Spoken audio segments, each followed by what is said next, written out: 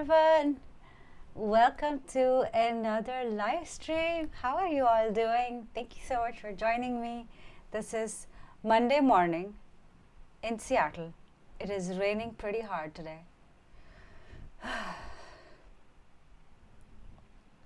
We are gonna be reviewing React apps today, and today is a really fun one because in the past we have done this React reviews, and I have usually done it manually. You guys submitted some of your React apps.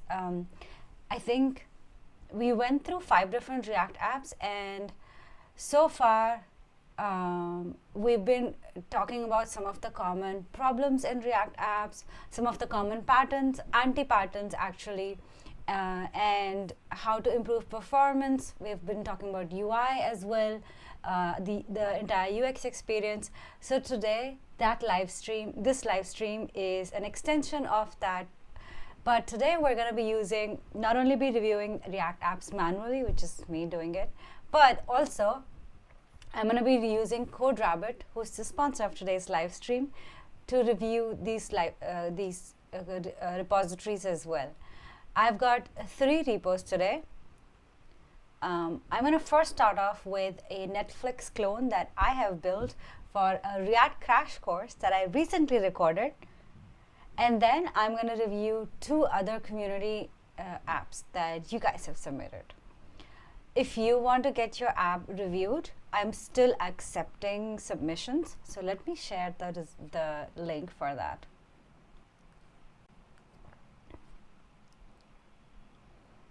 Also, hello to Suraj, Praful, BB Highlights. Thank you for joining me this morning. What time is it where you are? GitHub.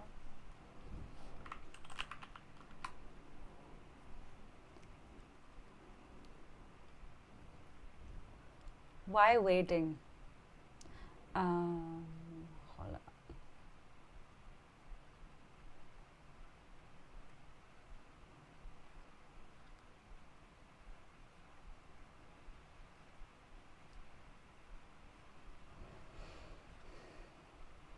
Here it is.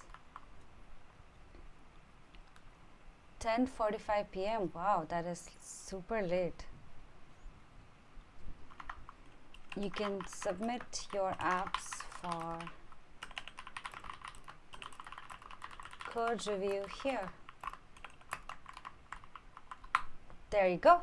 You can still submit your apps for code review. I'm going to be continuing doing these live streams. A lot of you have requested that the live streams be brought back. So here we are. I'm also going to make a full video on the common patterns or anti-patterns that I noticed and the common mistakes that people have made in their React apps. It's not like a shame to anybody. It's just common mistakes that we've all made at some point. So I'll make a video on that. And if you want to submit your app, I will also review your app for that video as well. So let me know.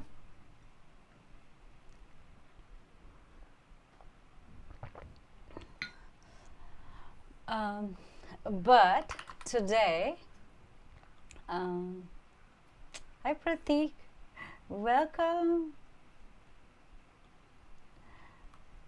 Today we're gonna review the first app that I'm gonna review is gonna be a YouTube React crash course, actually, which by the way is gonna come out either today or tomorrow. It is recorded. I know a lot of you have been requesting the React crash course. It is recorded. It is being edited right now, and it is very close to being finished. So either today or tomorrow morning, tomorrow morning. And I will I'll send an announcement out as well when this goes out. And this is how you can sign up to get notified when React crash course comes out. Whew. Okay, but today let's get started. Okay.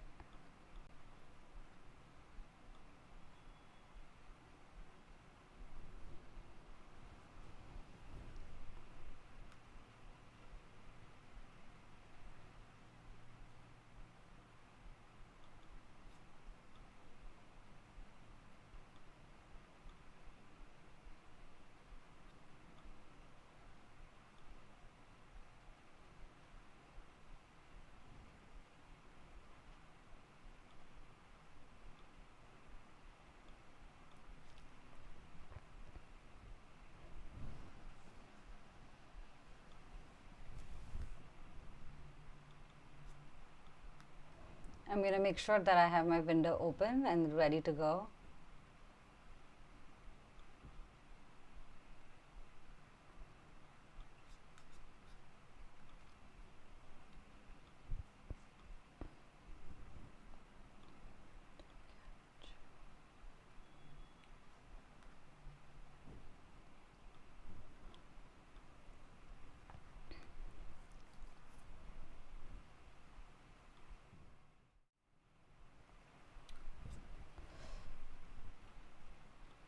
All right.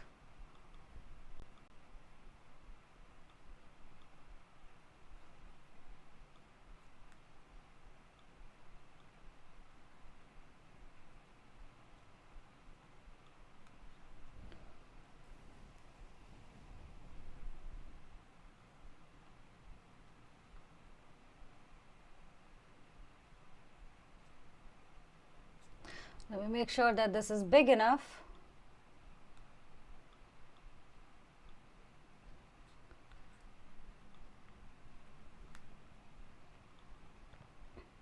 Meanwhile, if you are new here, or actually if you are a React developer, I would love to know how long have you worked with React.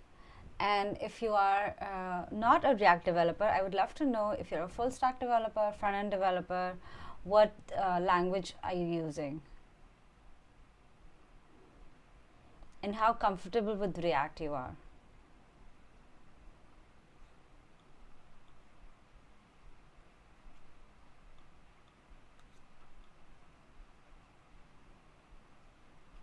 Hello, Akash Gupta.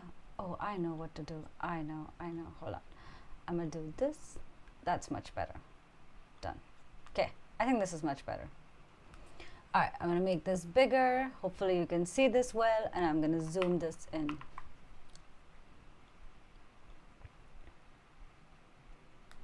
Alrighty, cool. So the first thing that we're going to do is actually use this and use CodeRabbit to review this. This is a repo that I made, so I'm super comfortable with the code of this. And I purposefully did not like refactor this repo just to make sure that I can point out the mistakes, like I can let AI point out mistakes that I have made. So this is an unoptimized version of this repo, okay? But to give you kind of a walkthrough of what this repo is, there is this main branch, and this is actually part of the React crash course that I'm building. In the React crash course, this actually starts off with like a, oh, maybe I have this running localhost 5173. If it doesn't, I'm going to run. Oh, I have this running, see? So this is kind of like the main homepage of this. If you see here, there's at the bottom, there's a list of movies. And then at the top here, there's also like a search functionality. So if you look for like NOBDY, you'll see a list of movies that match your requirements. Pretty basic app, but the things that this app shows you, or the technologies that this app uses, is Tanstack router, just pure JavaScript, no, not pure JavaScript, JSX, TypeScript, Tailwind, and Tanstack query.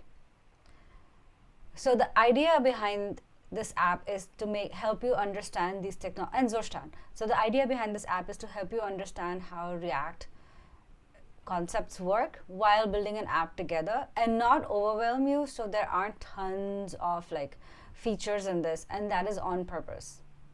Okay, so the main kind of app here is the main kind of like file here is going to be within source, and module 10 auth is one of the final modules. So we're going to take a look at app.tsx. This is the main file. So what it does is it fetches movies from this custom hook that I built. It's called use popular movies. And then it sends it over to another component called trending now. And in trending now, basically take those movies and render a list of another component, which is movie list, which creates a UL and then creates a list item. The key passed in is movie.id, and then we render a movie card, which comes from Shatcn, and it's literally a button that surrounds card component. Simple rendering of trending now. Where that chunk of work is happening is in used popular movies. Now, depending on where you are in the crash course, you would either use like just a use effect to fetch, or you would use a proper library for fetching APIs, which is 10-stack query. So in this, I have used use effect. I would love to see if CodeRabbit is able to find out anti-patterns here and say if this is something that we shouldn't be doing, like using use effect. And we'll fetch movies, and then we just like set it in state and send it back. Movie error and loading. Pretty simple. Another like important part of this app is also the search functionality, in which we are basically doing like a filter and checking if the title matches the query that's been passed in, and then we return that as an object. Okay, so pretty simple stuff, but oh, do I even have tests in here so far? Maybe module 9 would be a good one. Okay, now let's use AI to test this. Use popular movie. Okay, so what I'm going to do is, in order to get CodeRabbit installed, oh, by the way, if you don't know what CodeRabbit is, code and, wow, that's interesting. This is CodeRabbit. So CodeRabbit is basically a AI review tool, AI code review tool, and it is really easy to install because it gets set up as part of your GitHub itself, like a GitHub action. And so now if I create a new pull request, I'm going to create a new pull request, and then let's say that I created next to this module 14 deployment, which is actually one of my last ones, like one of my final ones. So I'm going to create module performance. I'm going to create a pull request. That's all I'm going to do. And here let's say that I'm just like adding code to this, and I'm going to say adding code performance optimization techniques. I don't really know what I've changed in this, but since this is the main, my main is actually empty, this is basically going to check my entire code repo, which is what I want. So create this, and I'm going to let code review do its job and wait for it. So it says here CodeRabbit waiting for status to be reported. You really have to do nothing because code review will start reviewing automatically, and we can wait and see what it gives back. Now in this in module 13 performance, I've made some performance updates. What I'm looking to see here from AI is if there is anything else that I should do besides the ones that I've already done. I've done some image loading stuff. I want to see if it's able to highlight that the list component should be replaced by something like a virtualized list component. That would be an interesting thing to see, because you see here I have a list component, and then I'm rendering I'm passing in all the movies to this, and then I'm rendering movie card. Now it's possible that the user never actually scrolls all the way down to this trending now component or this movie list component, or they see like maybe 4 or 5 different movies and they don't see the rest of the movies, so they don't scroll through. So in here you'll notice at the bottom we have this trending now component, which is what actually the movie list component is, and it's possible they just like watch this and give up, and they don't actually scroll through and watch all of these movies or like click on any of these. So it's kind of useless rendering all of them if the user never really loads them, which is why we have something called virtualized list, in which we only like render 2 components or 2 cards in here, and then maybe like 2 cards in here. We only render as much as the user would actually see. Oh, I just realized that this is actually rendering weird. Hold on, let me fix this.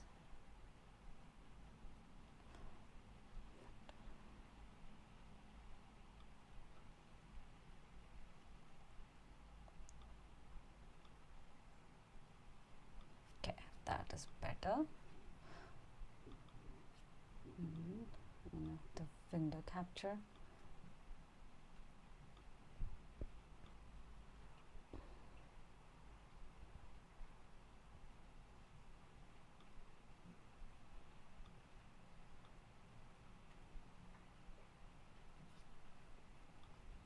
Okay.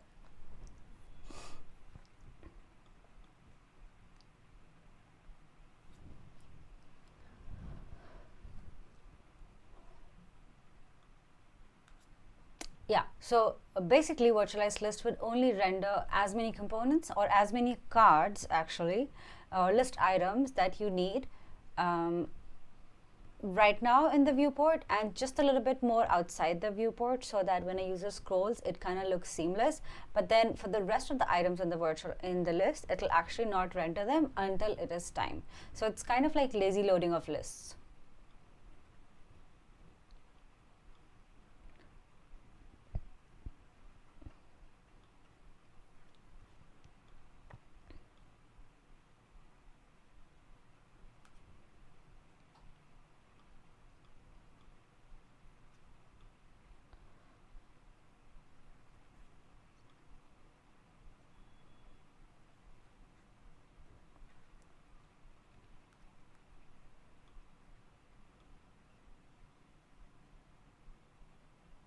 All right, that's much better.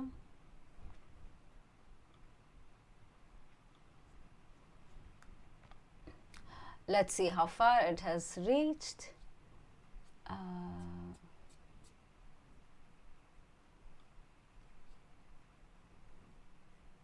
Review changes.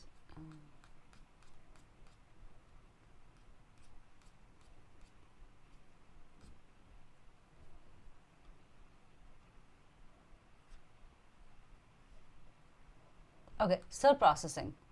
New changes in this PR. Meanwhile, I'm going to go ahead and set up my next repo, which is a repo that I was given to by a friend of mine, actually, or ex-coworker of mine, really.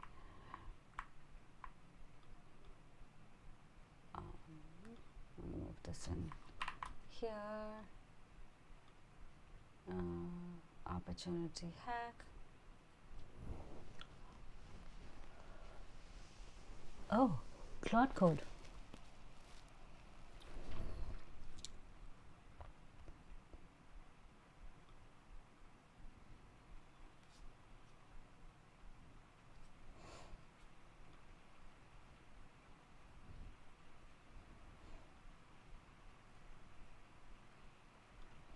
I'm gonna see if I have any credentials to log in.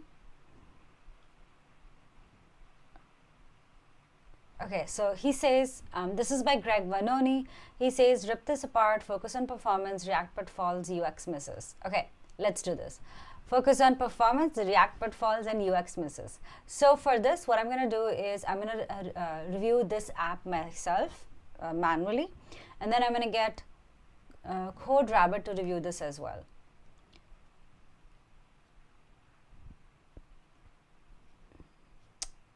Hey Sudarshan, winner of our hackathon, how's it going?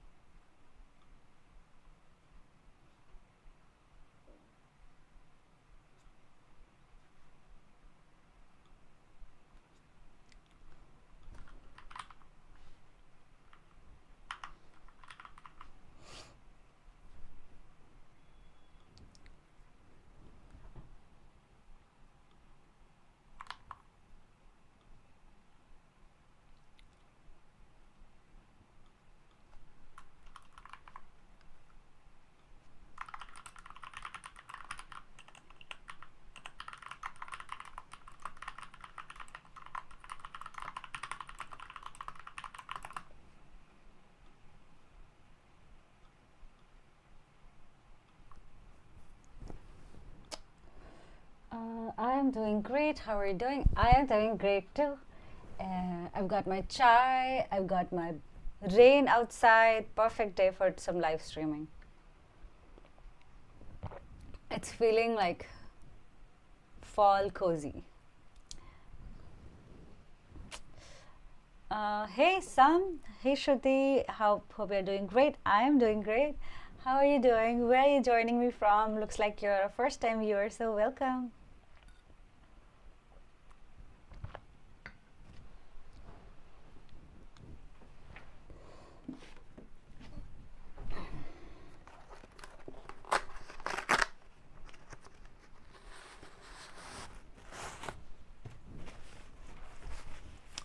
Okay, CodeRabbit is still the time.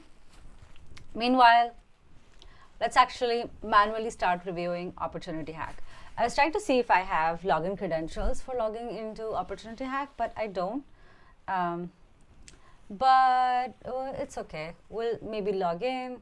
Maybe we'll do something else. Okay.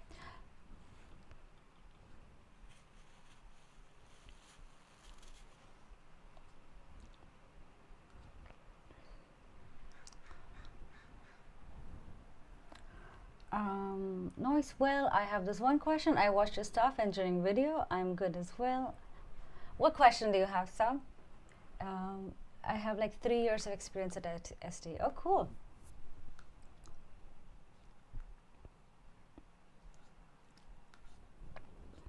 Oh, okay. I have a new poll for you guys then. Hold on. Hold on.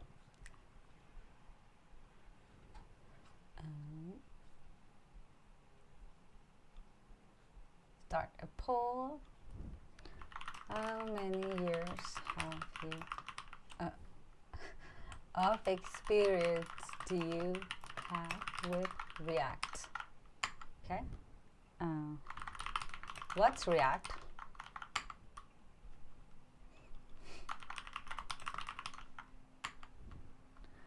Zero to 1, 2 to 5, 5 to 10. Start poll. And I think React is like 10 years old now? No, maybe a little bit more. Okay, so how many years of experience do you have with React?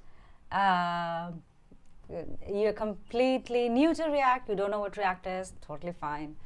0 to 1, 2 to 5, 5 to 10.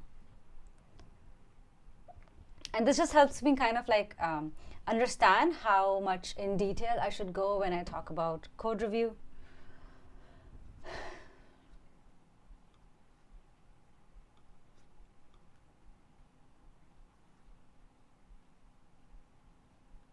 Hey Shruti, Aviral this side, joining from Vancouver, intrigued by the CodeRabbit tool. Awesome, Aviral. Are you Aviral Garg? Because I have your app as the next app. I think this is your app, right?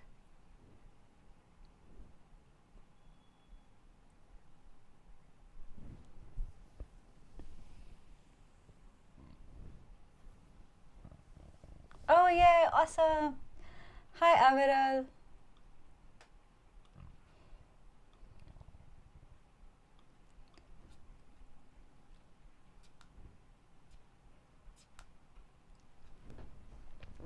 Okay, we're going to be taking a look at your app, Aviral. You know what? Why don't we take a look at your app now? Because I don't think Greg is here, so we will take a look at your app. I have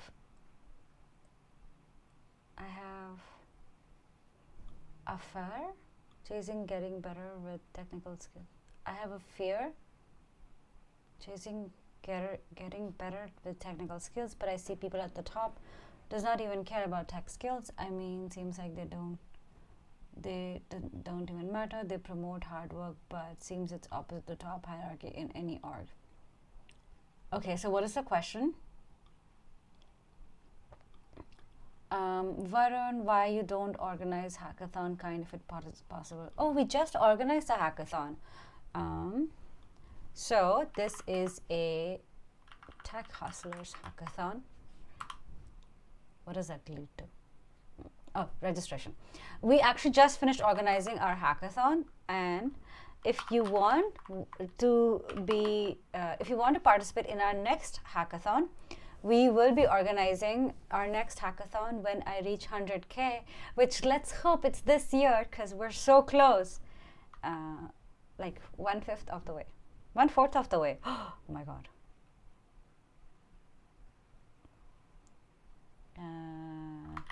Discord. You can join this Discord.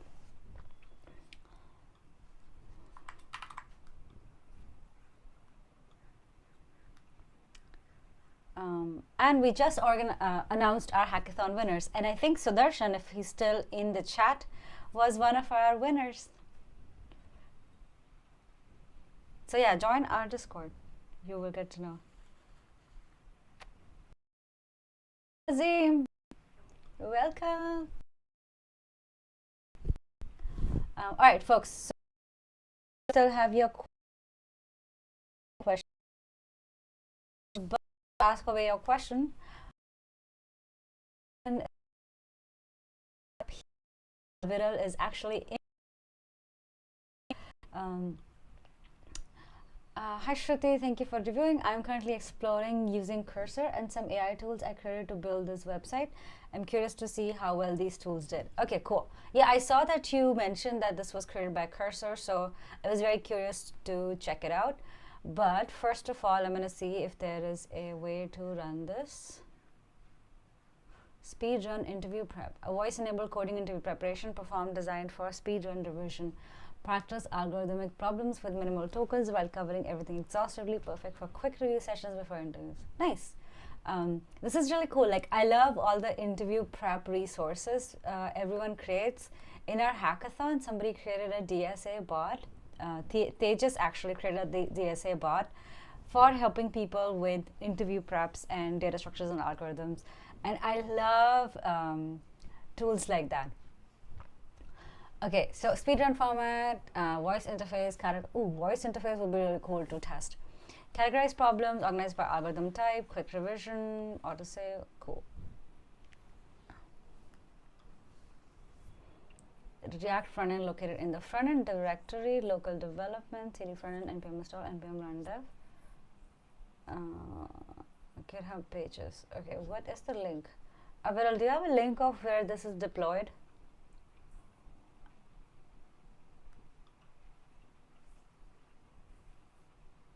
Oh, found it. Okay. It needs access to my microphone. I don't want to allow this right now. Built by Aviral Garg. Wait. Are you the Aviral who I went to college with? You are the Aviral who I went to college with. Oh my God. Hi, Aviral. It's so good to see you here. It's been so long.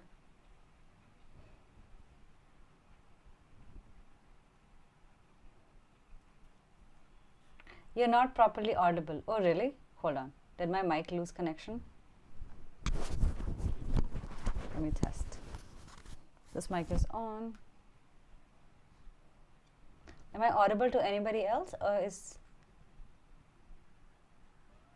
everybody facing the same problem? My mic looks pretty like good. You are audible. Oh, okay. Yeah, it looks like my side looks okay.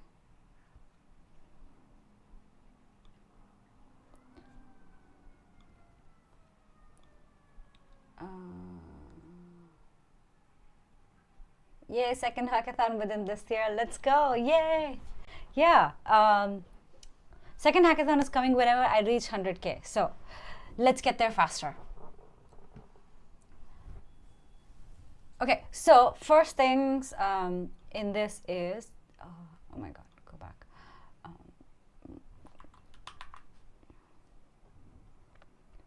Don't allow this. I want to do an accessibility test of this.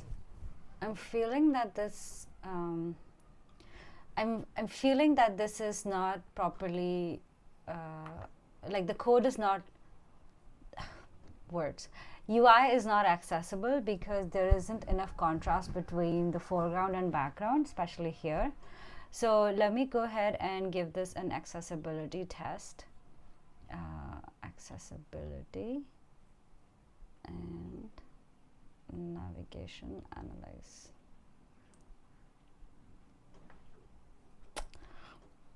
Harish, hi, it is okay now. Hi, Harish, thank you for joining. Thank you for letting me know.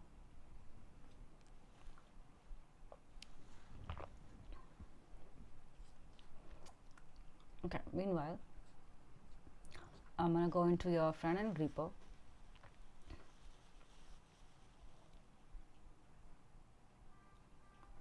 Okay, so there is a Python code here.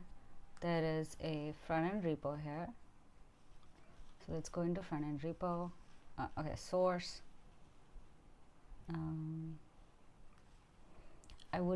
Let me see if I can add this in code space. Oh crap.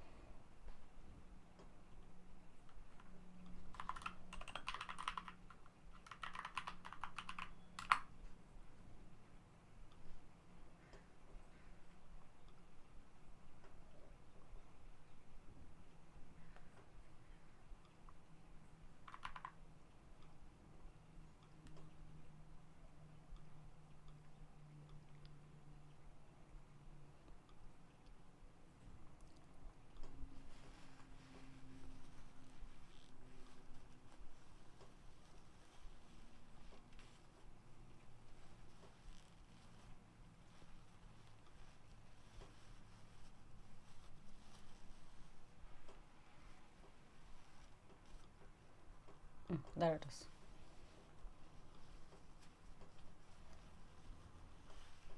Hi Sumit. Okay. Much easier instead of getting code sandbox. This is probably too small. Front end source. All right. Minimize this. Okay. Cool. So let's get started with app.tsx.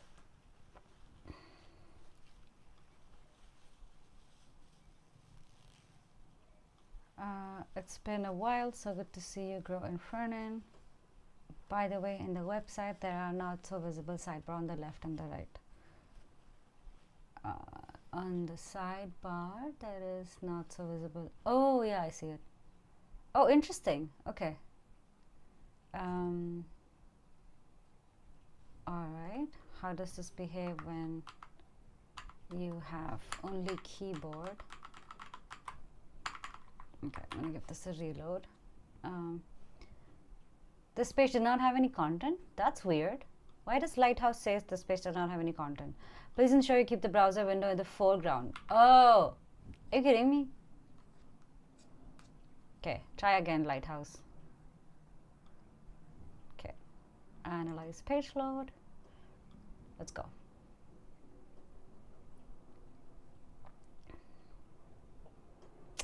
Bonnie Dua. Hey Bonnie. Hey Shruti, how is life going? Life is going really well. Thank you for asking me. Ooh, check this out. Accessibility score 95. Cool. Background and foreground do not have sufficient color contrast ratio. Okay, this is what I was expecting. So this, for example, text does not have enough color contrast. It says right here. So you want to choose maybe like a blacker tone or maybe something that has a little bit more color contrast.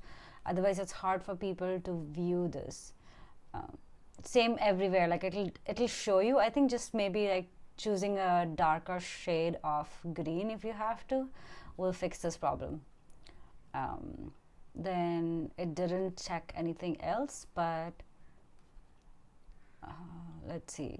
ARIA attributes, that's good. Links, fine. Then what else? Additionally, items to manually check. Interactive controls are keyboard focus. So we're going to test this in a second. Interactive elements indicate their purpose and state. The page has a logical tab order. We'll check that as well. Visual order on the page follows DOM order. User focus is not accidentally trapped. Blah, blah, blah. Okay, cool. And what else? Okay, cool. So it did test that accessibility score is low. I mean, like color contrast is low, which is something that I pointed out. So maybe just change the color of your fonts. But one thing is that I really want to test if we can get to the sidebar, editor accessing microphone without using our mouse, and it seems like we can't. So actually, like if I use the up arrow key, we cannot navigate to the search bar at the top as well with just keyboard. So it has some accessibility issues. And then if I like tab through, the focus is trapped in the code editor. So Aviral, one thing you want to make sure is that you are able to navigate out of this code editor, and you're able to access the left sidebar and the right sidebar with just your keyboard. Okay, but I also don't know why is there a plus sign when I come here, like a plus thing. I think it's a cursor pointer thing. So instead of crosshair, you want to set the cursor to be like a pointer when it's outside. I actually don't know why there is like a crosshair anyway. So maybe that's just a bug. It should just be a pointer. Okay, but it says let's go to activate. Okay, I actually need to give my mic then on, turn this on. All right, reload this page. Okay, say let's go. Let's go. Oh, this is so cool. It's actually listening to everything I'm saying. Blah, blah, blah, blah, blah, blah, blah. Okay, let's go.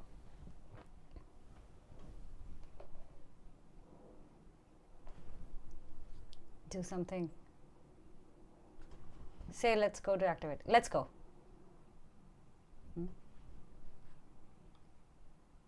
Let's go.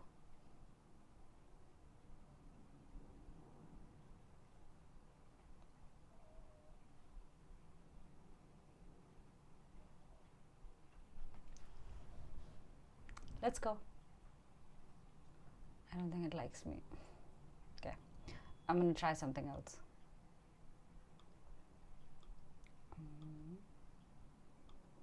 Okay, maybe this one. Error loading code for Fibonacci. Please check if the file exists. Okay, maybe this one. Weird. Source data questions. Okay, maybe merge sort. It's just a starter website for now with placeholder functionality for listening to user commands. There aren't more features implemented yet. Those are still the rollout. Okay, gotcha. Okay, I want to try maybe a question though. So I'm wondering if there's a question that exists. It's having trouble with finding code. Okay, what's on the right side? Keyboard shortcut, select words. Oh, okay.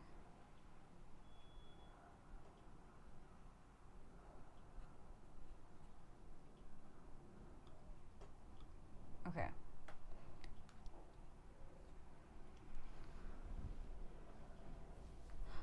So UX wise, something I would also do is keep this sticky and not let it like slide away. This is a little bit more aggressive animation, not animation, but like a more aggressive effect. So I would keep it constant here, and once the user has like maybe dismissed it, then get rid of it instead of automatically getting rid of these sidebars. And minor bug here is that if you actually like hover on these, the text is cut off.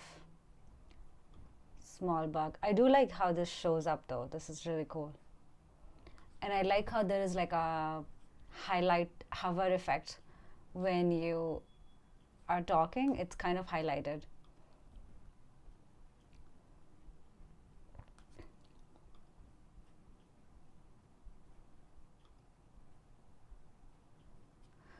This modal also needs a cross like a quit, what is it called, a close button.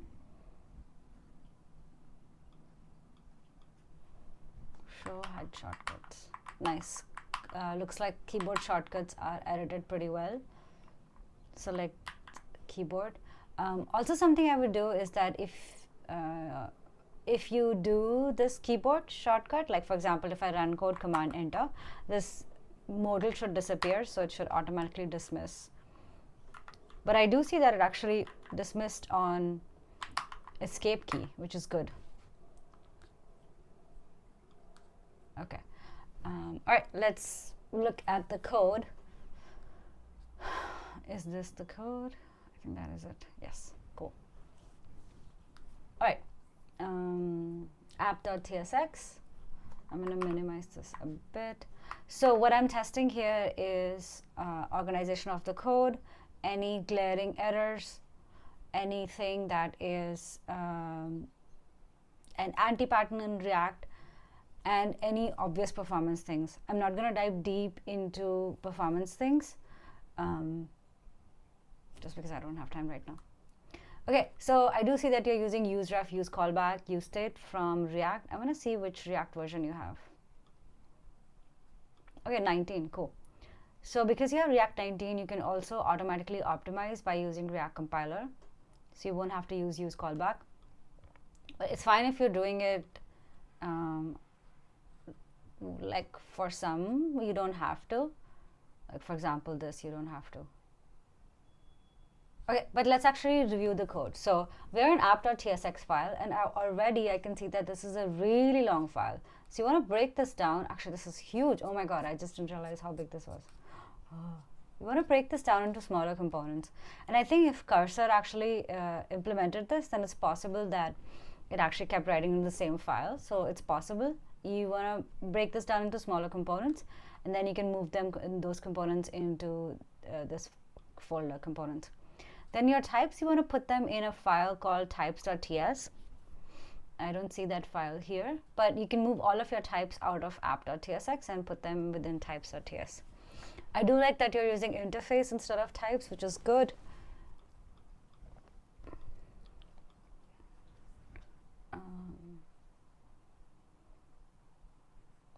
Okay, declare global. Okay, function app content.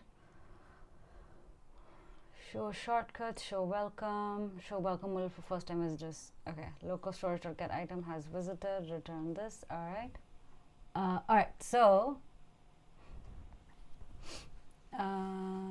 okay, interesting.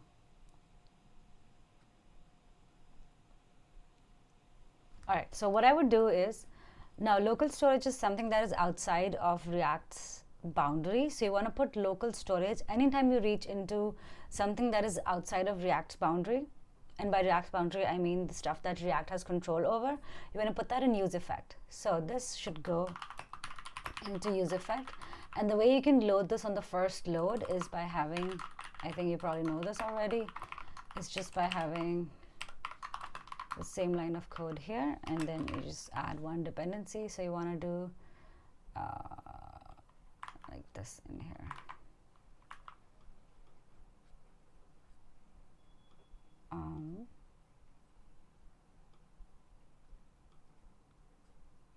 And you want to initialize this with something that is not creating a function every time this app renders. So you want to set this with like false. And then here you'll set show welcome. And I would actually rename this to message, show welcome message to this. But actually what I would rather do is take this out, is visited.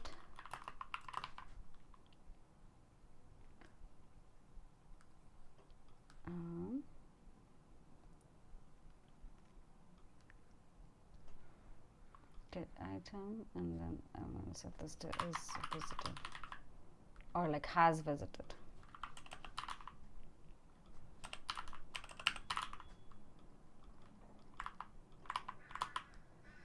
Okay.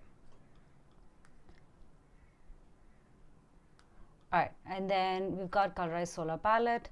I would move this out into a constants file, but looks like this is something that can go in a CSS variable as well. So I would move this into a CSS variable file. What kind of CSS are you using? Okay, yeah, so you've got theme colors here. So I would put this here. Or here.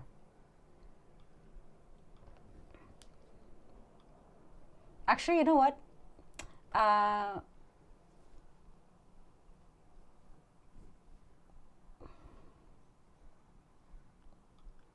What I would do is I would move all of this root stuff into this index CSS file. So index CSS file is kind of a file for the entire app, and app.css just for that app, like just that component. That's how like we divide CSS files. You could also use CSS modules. You don't have to, but I would move anything that belongs to the rest of the component, like rest of the app, into index.css file.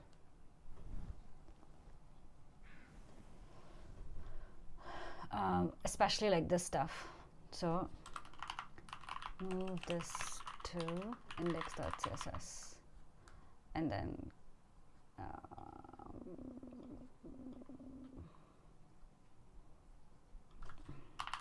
add use effect for side effects, just local storage. Okay. Hide toast message is visible false. Wait.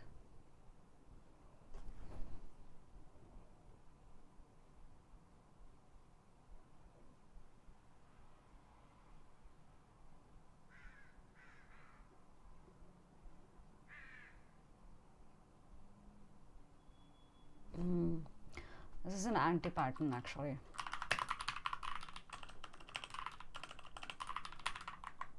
Okay, I'm going to show you React state immutable.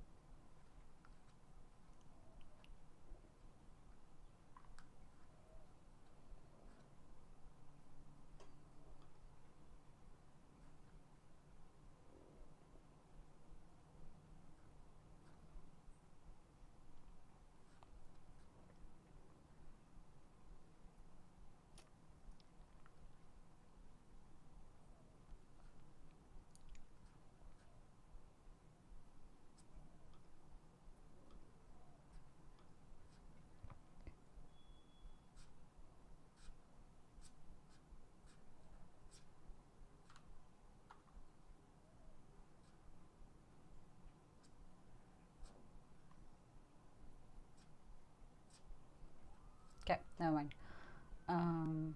Where is it? Set toast. Let's do this. Combine this into one state call, and then you actually don't need a use callback here. Okay, let's first see where this is coming from. Show toast. Error accessing microphone. Okay, yeah. Oh, interesting. Message string is visible true, is visible false. Oh, I see. Interesting.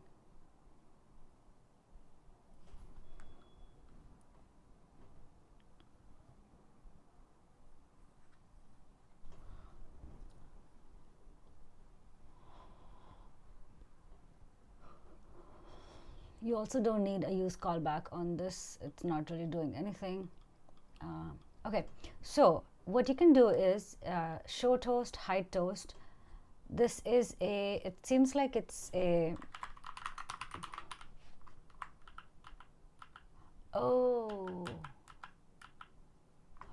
okay. Let's start from app.tsx because there's a lot happening here. Sorry, let's start from the render method because there's a lot happening here.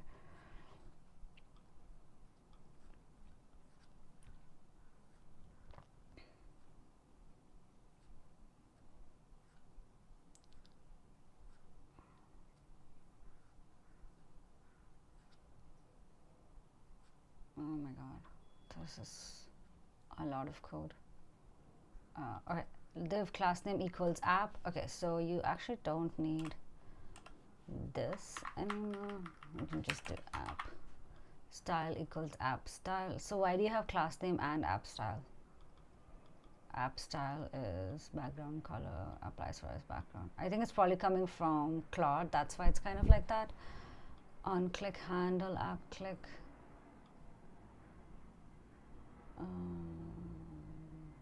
Does it even work? Handle app click.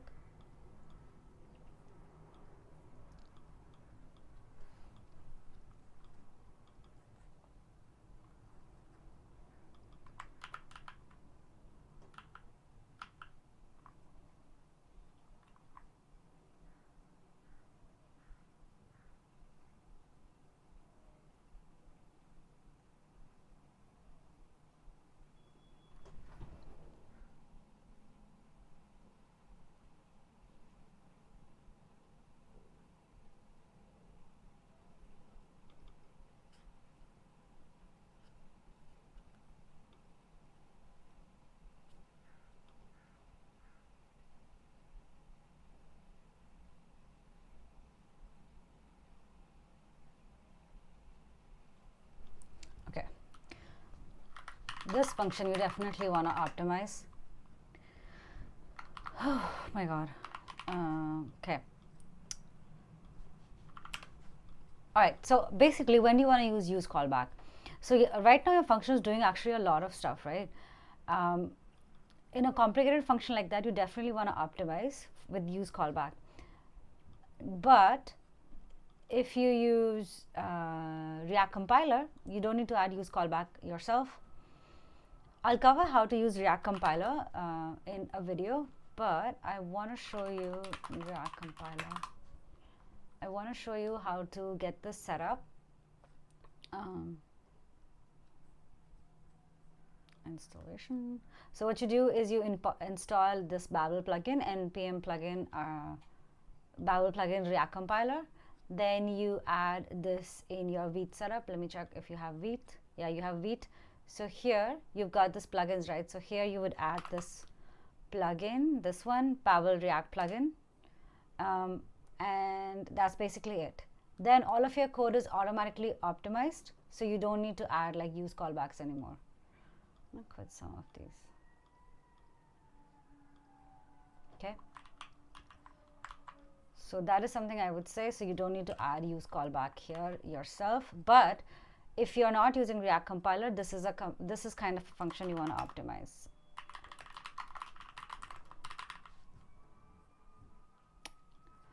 Okay, but this is actually doing quite a lot of stuff. Also, you want to move your use effects all at the top. Just code organization, move all use effects together. Same with this one. You don't want to put key downs in use effects. This is an anti-pattern. You don't want put handle events in use effects. Okay. All right, so then here it seems like, okay, it seems like what this is doing is adding background color, like basically adding like theme properties, and that is why it's using a style. I guess it's okay, like this is one way of doing it. It's okay, let's keep it. Then on click, it's handle app click.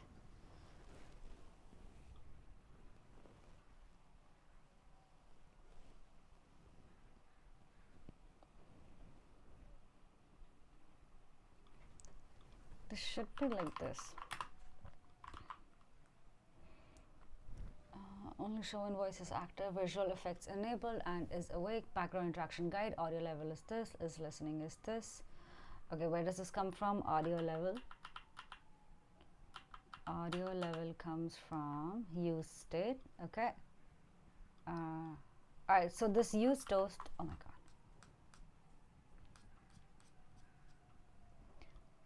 Something that I want to talk about is this use state object here, message toast is visible false. Okay, I'll get to toast in a minute, but there is something that I want to talk about there, but I got to toast in a minute. All right, Visual effects enable is awake, audio level 0.1, water ripples this, da, da, da, sidebar.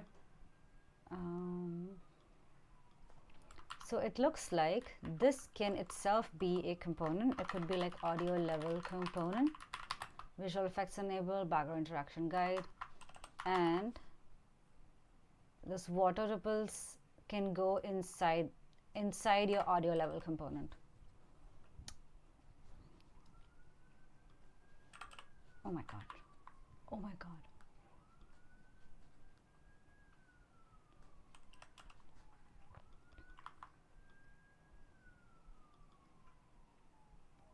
Okay, this actually should go. Wow, I just my keyboard shortcuts in Explorer don't work the same way as in Visual Studio Code, so my page keeps moving up. Okay, but you want to do audio level component here, and then in here this should be the end of the audio level component. And then I would move the sidebar actually out of this. Sidebar position left, data sidebar. So what I would do is move these components to a child component called audio level component or audio component or something like that. Don't mind my typos. Voice status indicator is listening, is awake, is paused, audio level. Yeah, the visual effects enabled, because all of this is kind of doing similar stuff, right? So move this into a smaller component called audio level component. Then sidebar position is fine, sidebar position right is fine, data sidebar on, handle show shortcuts. On show shortcuts is handle show shortcuts. Okay, main code editor is listening, audio level, cool. Where are these coming from is listening.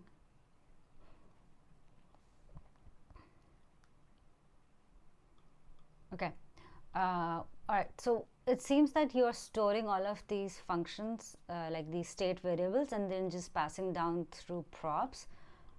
If it's working fine and you're not seeing any issues, keep it as is. But if you're finding it hard to manage these props and you have to pass them down to multiple levels of components, then I would probably put them in a context provider.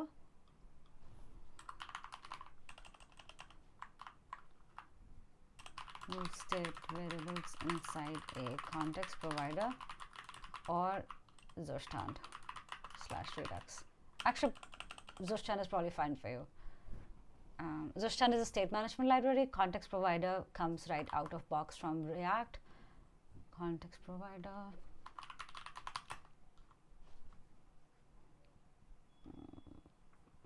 So what you'll do is you'll create a context at the top, and then wherever you want to use it, you'll just use it by calling the use context hook.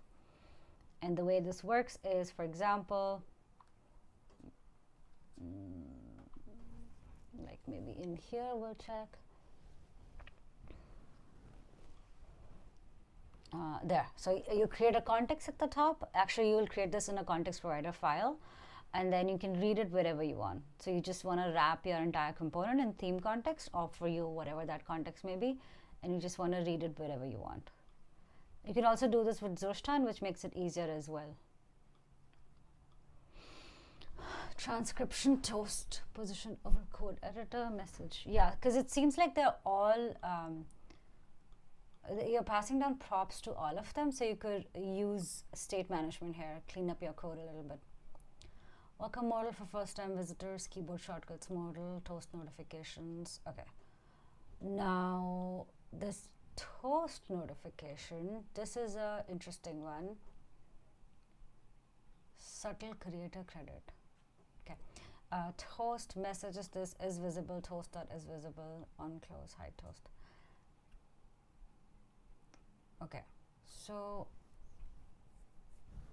all right, so the reason why you have to pass set message and then pass toast dot is visible is because your state is being created in app.tsx, and then you have to pass it down to all of the proper props, right? So for that, what you could do is, instead of creating or like passing props down like this, use Zustand. You wouldn't have to do this. Then your component can just be maybe you still want to pass on close, so your component can just be like that. And then you don't actually need to set data.toast here. I don't know why you're setting data. I don't know why. What is data.toast doing? It's probably doing something. Let's check. Oh.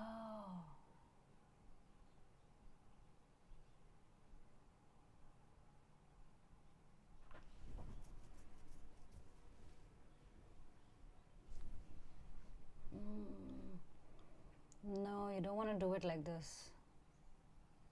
Okay, you know what? We'll check if CodeRabbit can call this out. Otherwise, I'll point out what the problem is. Check if CodeRabbit calls out this anti-pattern. This is actually an anti-pattern. You don't want to reach out for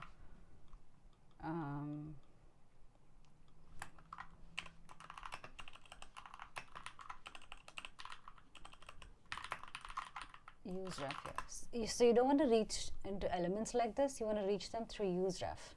Use ref is basically a it's a helper for reaching. It's a helper for marking components. So, for example, you would do something like ref equals doc ref, or like just ref, whatever you want to call it. And then you would check like if ref is active, if that's the active element, then you would want to do whatever you want to do. Basically, whatever you're doing in target.closest, that's what you would want to do. So here you're just checking if your click is outside sidebars and code editor, right? So that's what you would check. So you would add ref to whatever you want to check to, and then you would check if ref is not current target, or the other ref is not current target, or the other ref is not current target.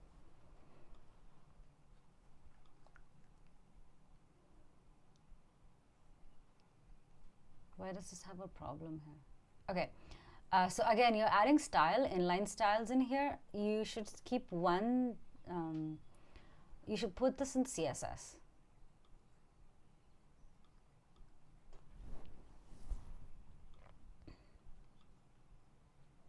E.current target.style.opacity. Yeah, all of this you want to do with just CSS. I think this is probably generated by Claude or whoever, like whichever tool that is. So that's why it's kind of like that. Okay. Oh, wow. This is a lot of code.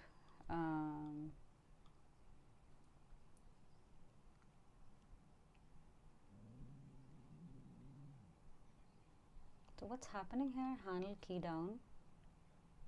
Why are you attaching these? Oh, this is for toast, right? Claude 4. Okay. Okay.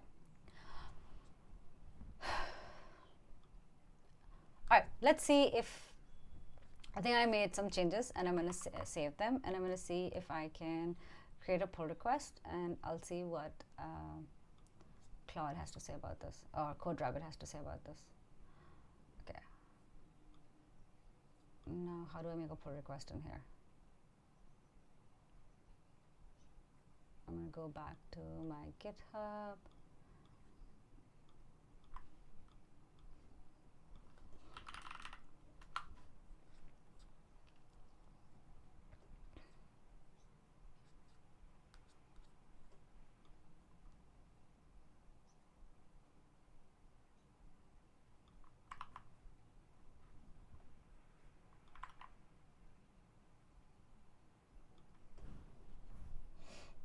Oh my God, what?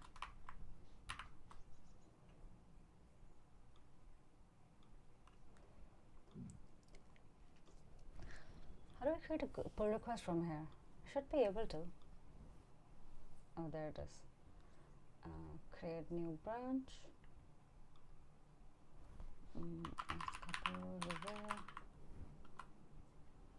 Okay. And now I'll create a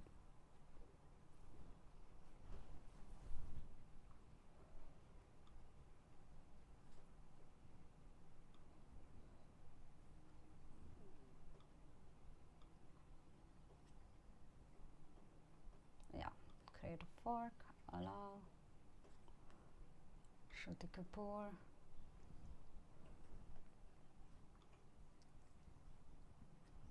I'm signed in, why is it saying that? Okay, pick a remote to publish the branch to. Alright, so now that I have created a remote, a fork, I'm going to create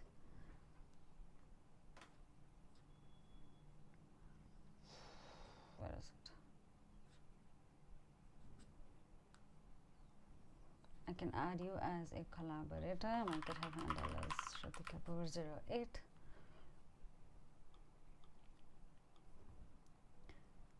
But it should show me my fork that I just created. Huh, interesting.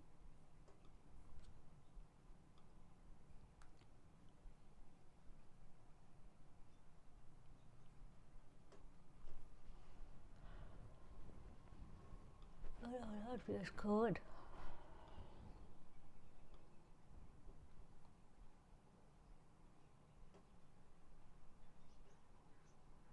Okay, let's publish it here. Create a pull request. Yes, please. Create. Oh, commit changes.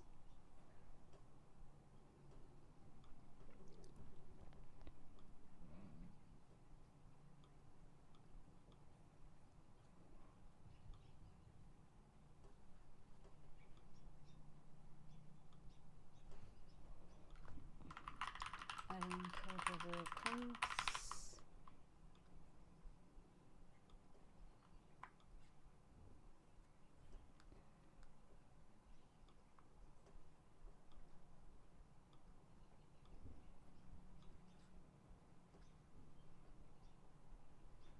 Send you an invite. Thank you.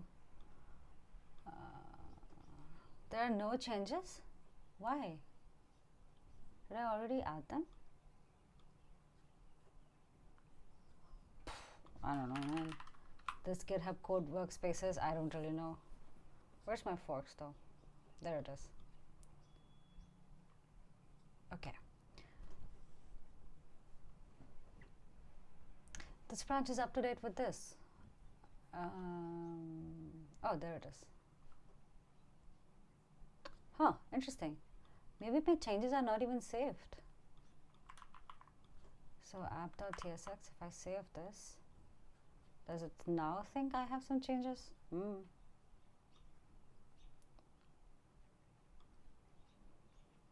Redux or Zustand? Git add, git diff, weird. Oh, update with that. Ah, okay, there it is. Wait, no, that's not me. That is so bizarre. You know what? I'm going to delete this and see if it detects anything changes. Huh, now it detects.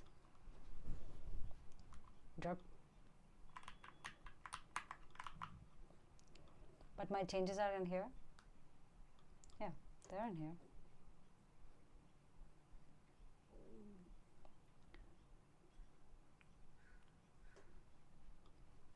Okay.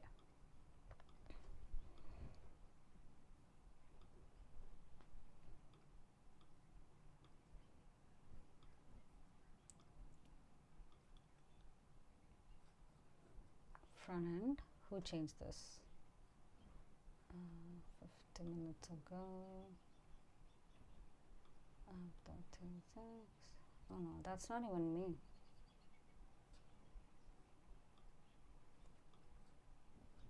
I don't understand.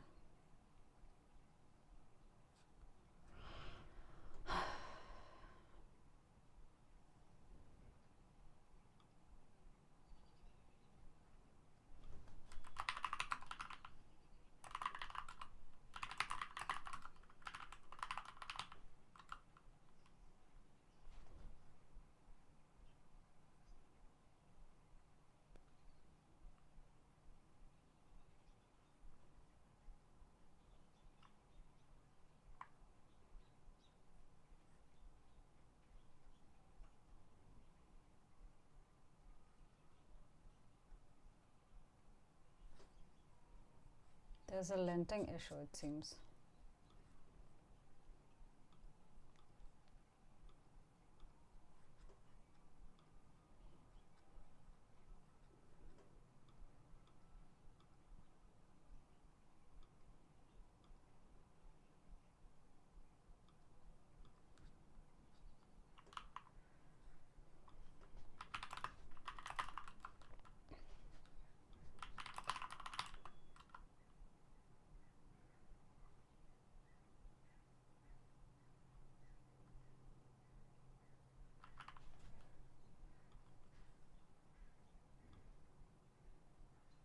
All your changes got deleted in the workspace. Ugh. Let's see.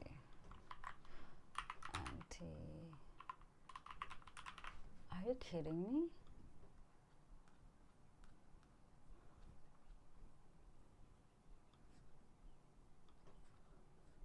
Oh well. No.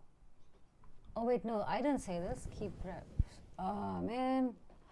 Okay, well, hopefully you know what I talked about, so hopefully those comments were still helpful. But what I want to check is if I can create a pull request and then maybe get code review done with CodeRabbit. So this branch is up to date. I am gonna create a pull request on app.tsx. I took detailed note of everything you said. Okay, sweet. Okay, I'm gonna see if I can like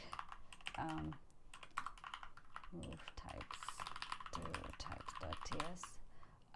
If I can create a new branch, this is what I want to do. If I can trigger CodeRabbit by creating a new pull request. So although this text only has just like one single line, I want to see if CodeRabbit is able to review the rest of the file as well, or only checks what's updated in this. Okay.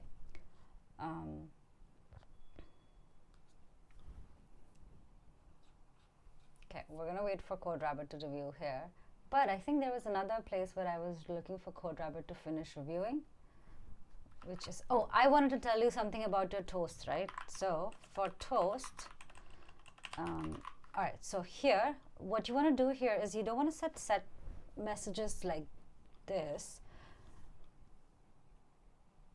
I guess you could do it. It's just a nit. It's not a big concern. But if you have a toast component, within this toast component, you would have something like useState. You would have something like const message, and then set message, and then useState. Start this off with empty. It just keeps the state very simple, and prefer to keep it simple as much as possible. So you want to set this useState false. And then anytime you want to update your message, you want to call a function called handle update message. Like basically on your on toast, you would have like an on click functionality.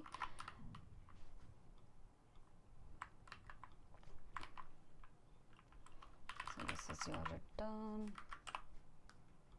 Okay. And then this is your const toast equals. This is the toast component basically.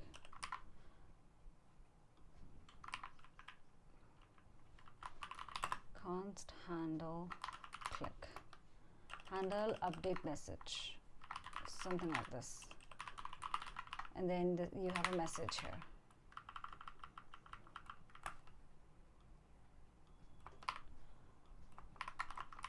Okay, and here you can call set message to be the message, and then you can call set visible to be true. And here you can also check that if message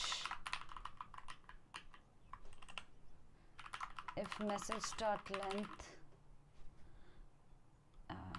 doesn't exist, and you can do like message verifications, like cleaning up of messages before you set is message to true.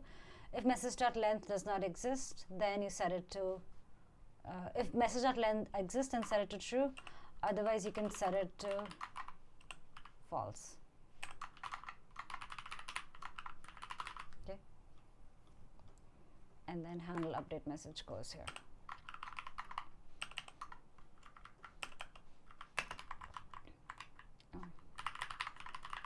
Message like that. So that's what your toast component should do. then your messages, the way you pass them around, you can actually get them from Zustan or from your context provider. Actually, I would recommend Zustan at this point because you have so many different components. So you can do something like const message store. Zustan is a state management library. So what I would do is actually, let's just say that you're passing in message. So that's how your toast message, that's how you can set your message to be.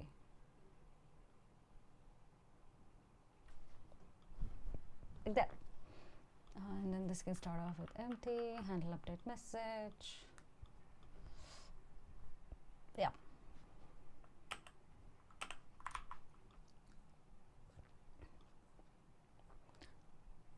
So the idea is that, so basically overall comments that I would give you is that, first of all, anything that is outside of React's boundary, you want to put that in a use effect. Oh, I have a good article for you.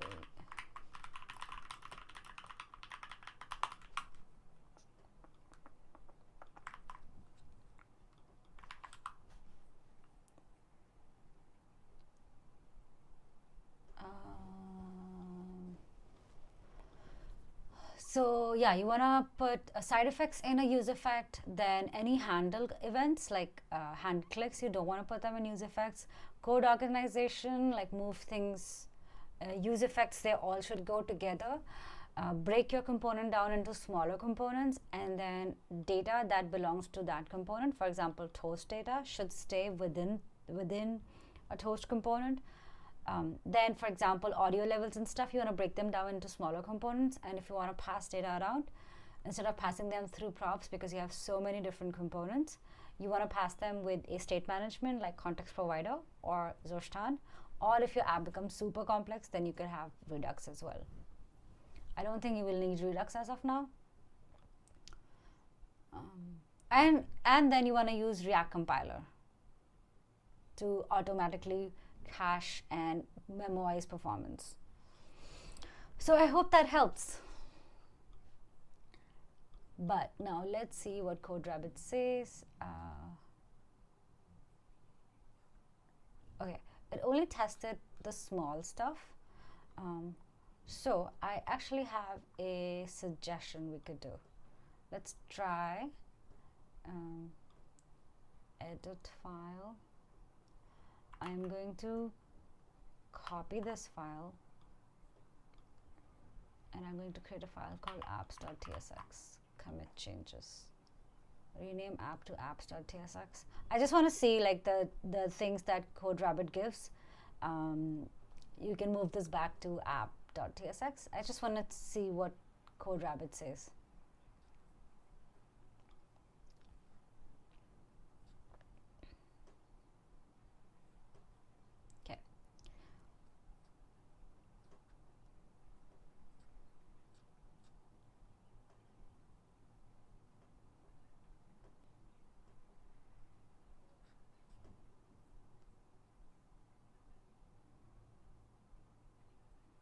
Oh, it says file renamed without changes. That's not what I want.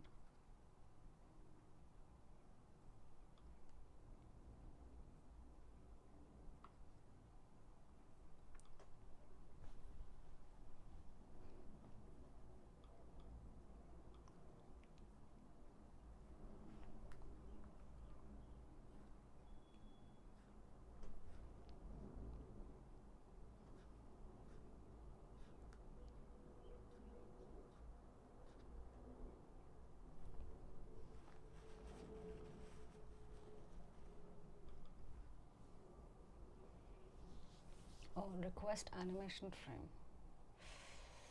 Oh.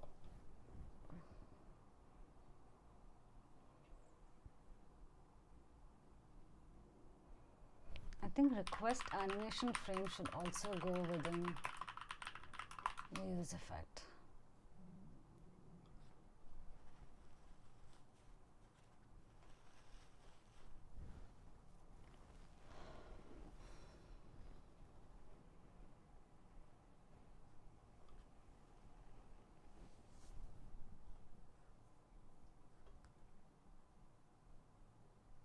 Yeah.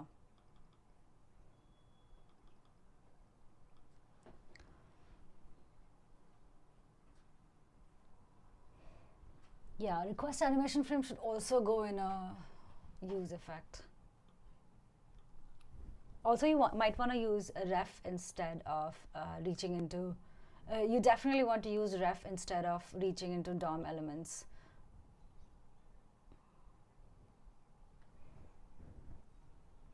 Directly. Okay, let's take a quick break, and then we're gonna move on to the other app, and then we're also gonna take a look at what CodeRabbit said. I'll see you in like 5 minutes.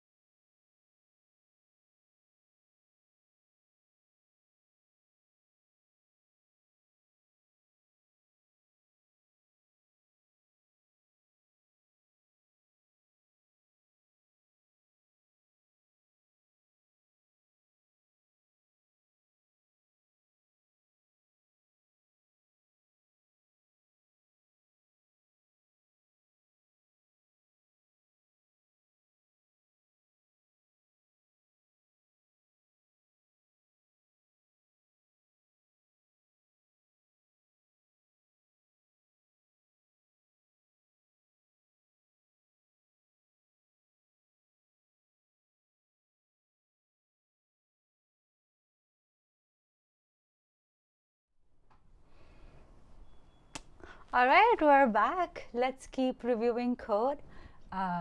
If you were with me before this, you may remember that we have been reviewing a code app, React code app. So far, I manually reviewed that code, and I've been waiting for CodeRabbit's review on this. So I thought of a better way of reviewing it, which is actually. So if you probably noticed, then you'll see, if you notice with like code review by CodeRabbit, you saw that it only reviews the scope that's been changed, which actually is a good thing that it doesn't review the whole app. But I thought what I could do is kind of cheat the system, and I would go in here, go to front end, and then go to source. And then I'm gonna, this is the file that I was reviewing, right? app.tsx. So I'm gonna copy this entire file, and then I'm gonna create a new file. And I'm gonna call this app2.tsx, cancel. You know, like when you're creating code, when you're, you won't be doing like this, you won't be starting from scratch.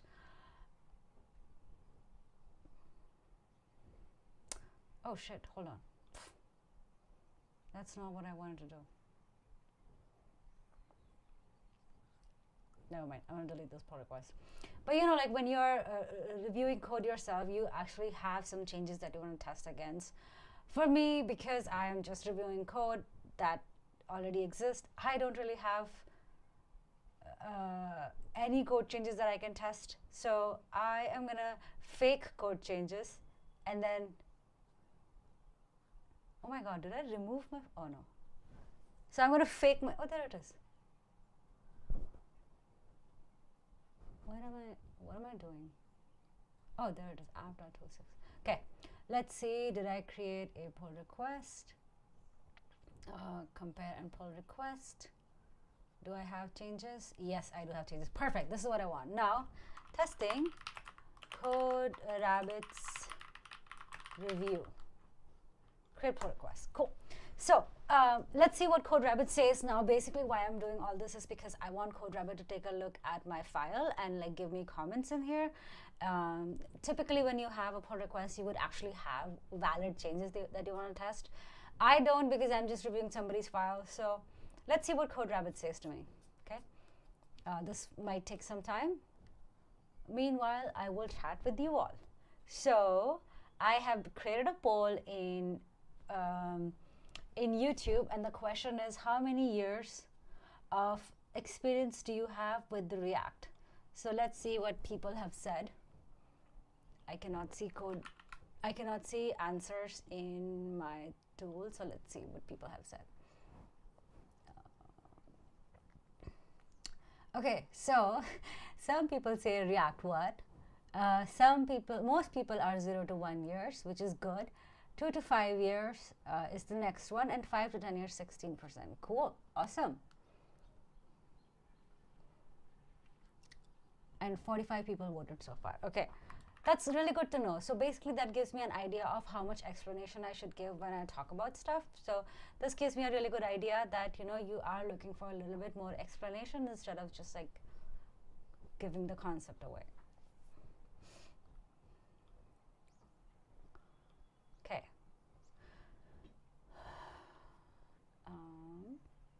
All right, so we can close this, close this. We're still waiting for code review on this.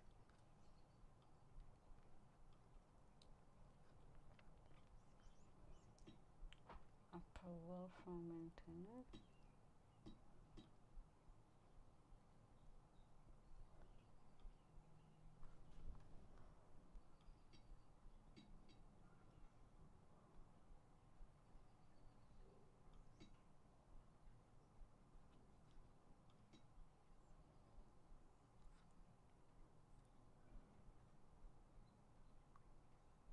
Oh, well, this sucks. Hold on. because that CodeRabbit is only installed on my thing. Oh, okay. Let's try this again.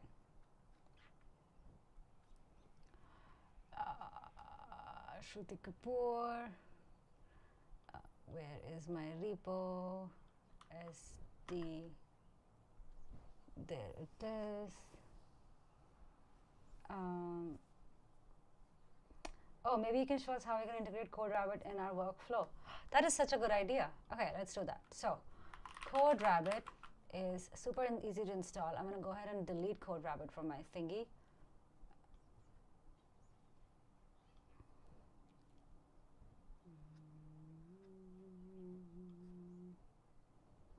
Configure, use,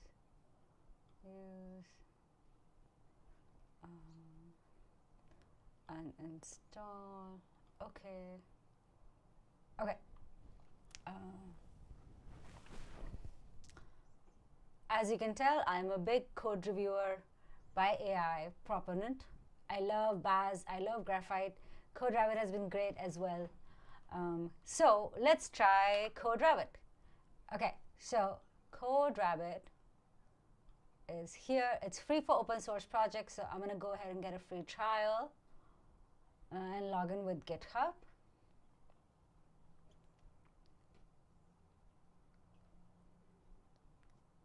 And maybe, Aviral, you can do this right now so that the pull request that I have created automatically gets reviewed by CodeRabbit. That would be great.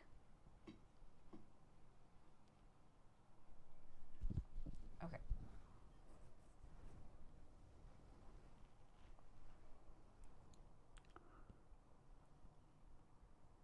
Could you give some context what exactly you're doing? Oh yes, absolutely, Aman. So I have been reviewing code reviews.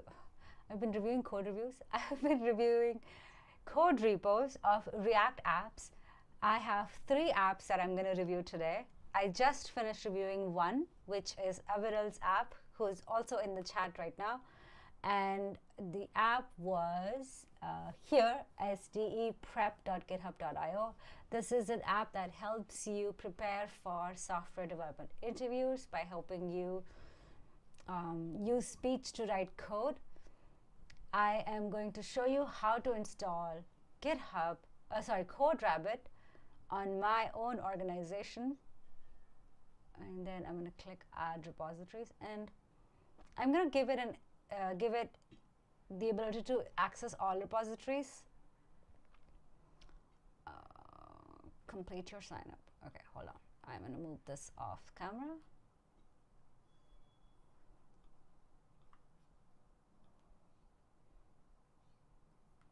Where do you work? I work for myself. How do you hear about us? Okay, CodeRabbit is now installed. Perfect.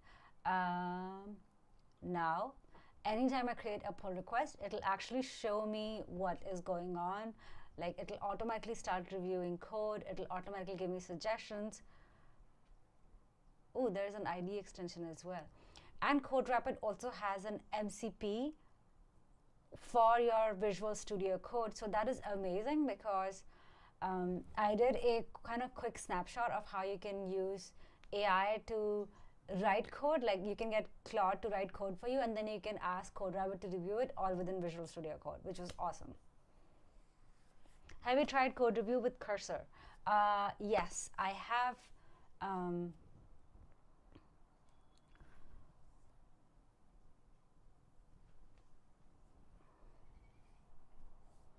Actually, no, not Cursor. I've tried it with Cloud Code.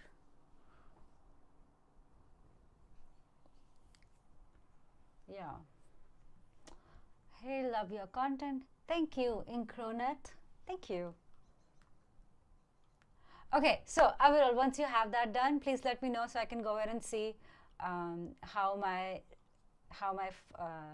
pull request is going. So I've created a pull request in your app. No, actually didn't create it yet. So I'm going to go ahead and create a new pull request. The one that I wanted to check with was, which branch was that? I think it was patch 1.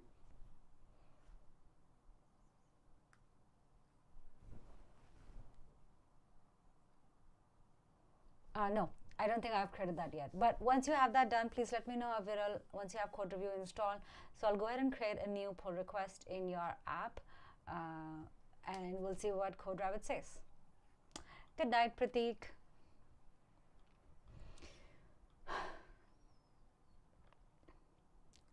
Meanwhile, I also think I have this running on my YouTube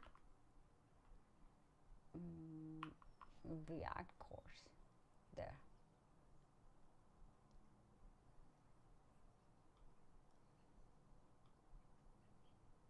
Okay.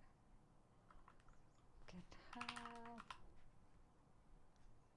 YouTube React course. Okay, pull request. Module 13 performance. Okay, I see there's 13 comments. Let's hope that I've got some really good comments from CodeRabbit. Okay, cool. It says summary by CodeRabbit. It's automatically added like changes to my README, which thank you. So when I created this pull request, I only adding code performance optimization techniques. That's all I had added, but CodeRabbit was able to add new like updates to this README as well.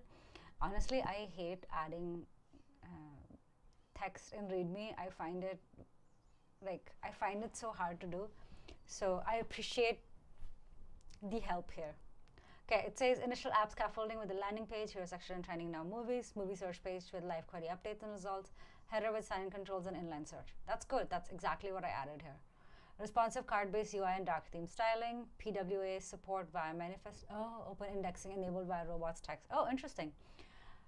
Updated README with module overviews and homework notes. Project setup with routing, auth, and data fetching foundations. Cool. Okay. I am very excited to see what CodeRabbit has to say. All right, so it says adds a new React TypeScript app scaffold using Vite, handstack router query, and clerk auth. Introduces TMDB-based movie fetching and search. UI component, state store, Zustands build. It's able to like really understand what I'm doing in here, which is really nice. And then it also like created a summary of what each of those files do. So that's cool. Ooh, I love the sequence diagram. Okay, so user loads, then browser executes entry, which is main.tsx, initializes with publish key. That's how clerk provider starts. Wraps providers, which is how we get like authorization within the app. We create handstack router. I love this. Like, I love how it's creating this sequence diagram. I didn't even create this. CodeRabbit did it myself.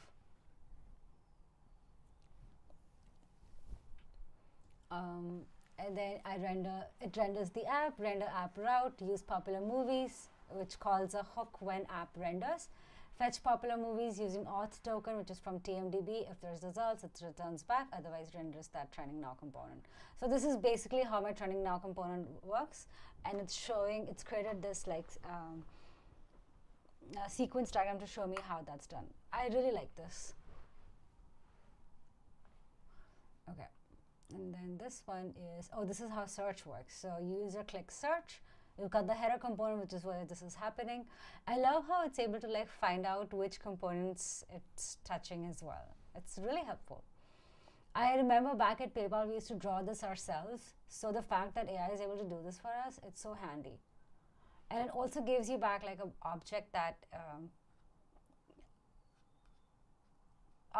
is created as well. So like it says data results is the object that's created. So that's really nice.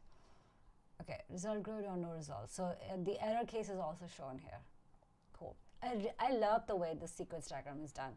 I love a sequence diagram. It makes it so easy for me to understand what's going on. And I loved how it has like edge cases as well. Okay, estimated code review effort for it's complex and takes 60 minutes. Damn. Okay, there are some checked for warnings. The title, Module 3 Performance, implies a targeted effort to optimize performance, but the pull request changes consist primarily of project scaffolding, blah, blah, blah. Consequently, the title does not accurately capture the main content. That's fine. Docstring coverage, struct coverage is 0%, which is insufficient. Required threshold is... Oh, interesting. You can read CodeRabbit AI generate docstrings to improve docstring coverage. That's good. Okay, let's see. Nitpick comments, and then what about some critical comments? Okay, so it does have some potential issue major comments. That's good. Okay, let's see what it says. Leaving Tailwind config breaks chassis and UI components when the CLI tries to read or patch the Tailwind config. It resolves M-string to project root. Point at this component additions keep working. Oh, interesting.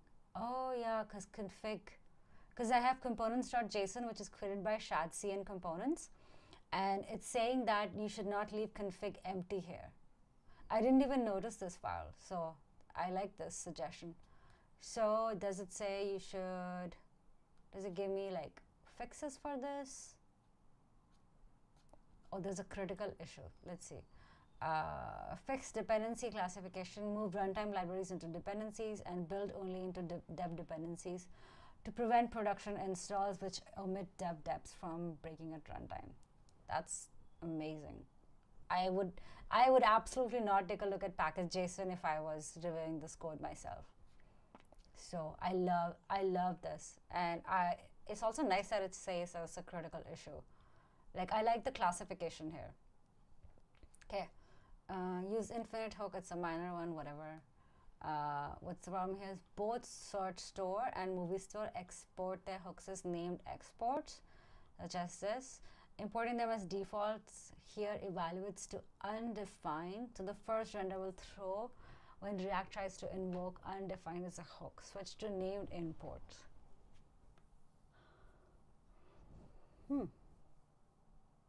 That's pretty detailed. Okay, is that true? I'm sure it's true. Like, let's see.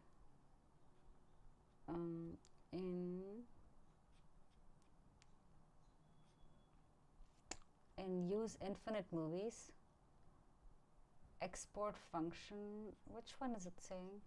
Export function,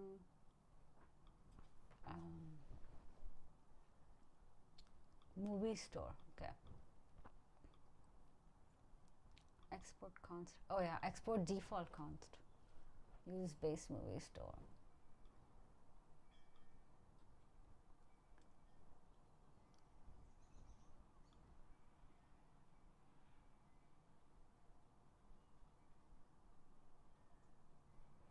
Oh, that's weird. I do have export default use search store, but somehow it only evaluated this part. It did not take a look at this part.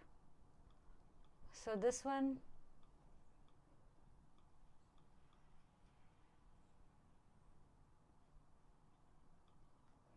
I'll have to check this, but I don't think this should be a problem. Okay. Avoid state updates after unmount, remove duplicate state, and fix nvar message. Ooh, interesting. Fetch may resolve after unbound. Current code will set state memory leak warning. Oh, I love this. Okay, message references TMDB autocomplete code uses film. Okay, this is a really good one.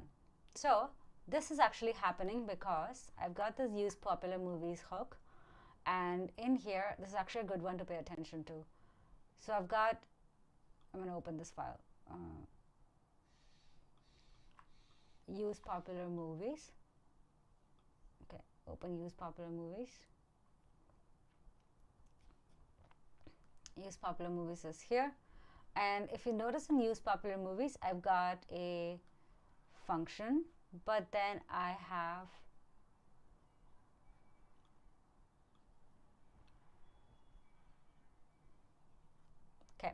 I've got use popular movies here, I've got use effect here, and then I'm fetching stuff, blah, blah, blah. But you'll notice that I don't have a cleanup function.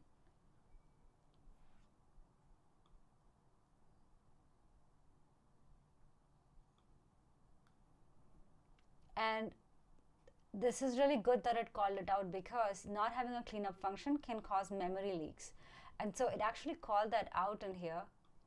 And it said that if you don't have a cleanup function, you could have the state updating, you could have state updates after unmount. So basically what you want to do is in use search store, hold on, in this use effect hook,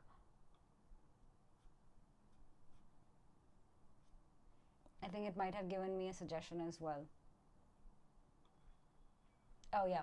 So basically the way you want to do that is you want to create a controller, like a bot controller. And when you're fetching popular movies, you can set base movies to be true. But if there is a problem, you want to set loading to false, and also want to make sure that you're not updating base movies if something wrong happened.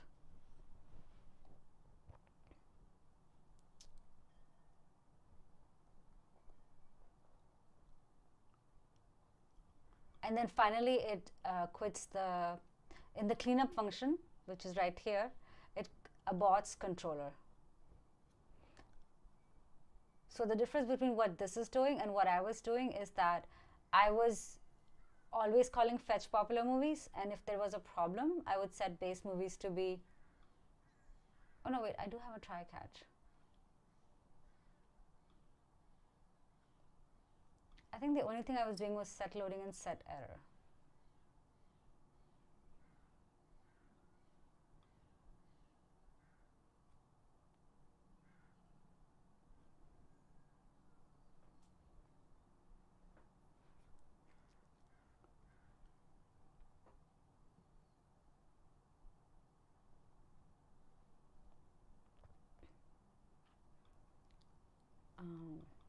Okay, interesting. I don't think I have finally, do I? Oh, I do have set loading false. Okay, cool. This is the difference. So before I was I was still setting state. I wasn't setting movies though, but I was still setting state on unmount. So it says there's a better way to do that, which is by creating an abort controller, and then on finally when you wanna on finally you can basically set loading to false, but in cleanup function you want to make sure that abort controller is quit, because in finally we'll check that if signal is aborted, set loading to be false, and in your cleanup function you can basically abort that signal. So that's an even better way to that's actually better than setting loading to be false, which is actually really good learning. So we'll recap that. So basically what happened was CodeRabbit actually gave me an error which says state updates, avoid state updates after unmount, remove duplicate state, and fix nbar message. The problem is that fetch may resolve after unmount. Current code will set state. Now which state it is actually in my use effect function. I had a fetch popular movies. This is how I'm fetching my API. And in the finally call is where I'm setting loading to be false. So I do have a try catch block here, and if there's an error, then I'm setting error.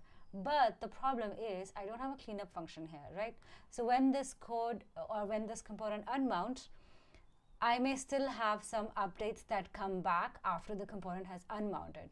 In that case, I don't want to set loading to false because this component has unmounted, right? So in that case, it's saying that you can create an abort controller, and you can basically check for a signal from controller, and then in your cleanup function, you want to make sure that you quit that controller, right? So you set the signal to be aborted. And in your finally, instead of just setting set loading to false, you want to first check if signal is aborted and then set loading to false. That is a really good learning.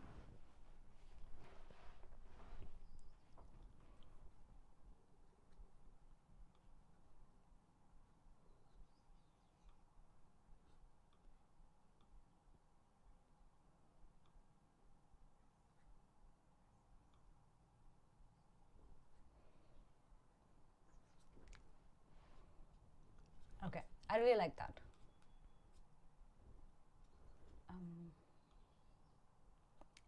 Okay, let me see what chat is up to.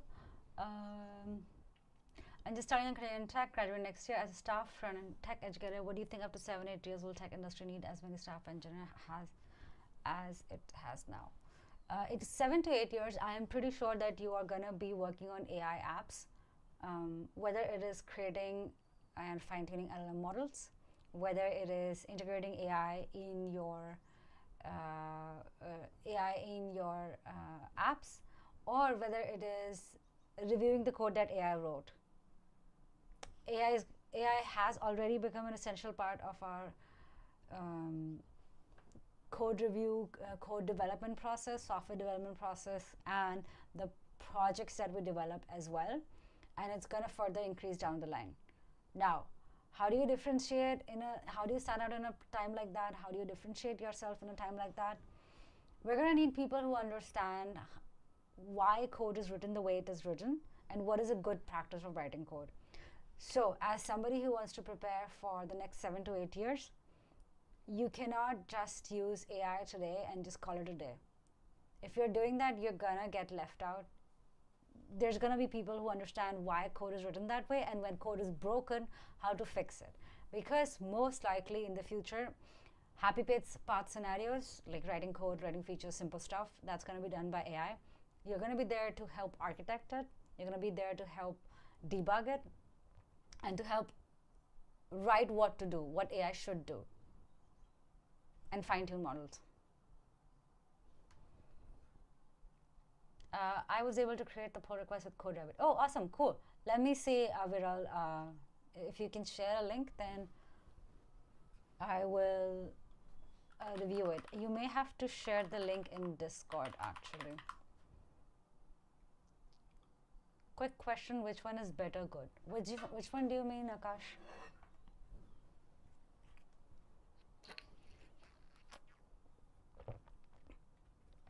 Okay, I want to keep going.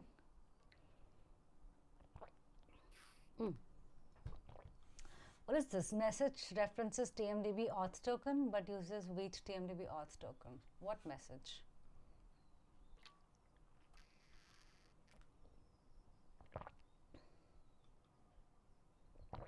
Okay, here, insert error. Okay, gotcha. No big deal.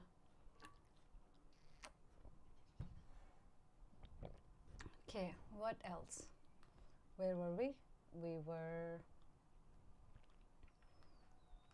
I think, might have to go back. Okay, this is the one I was looking at. Oh.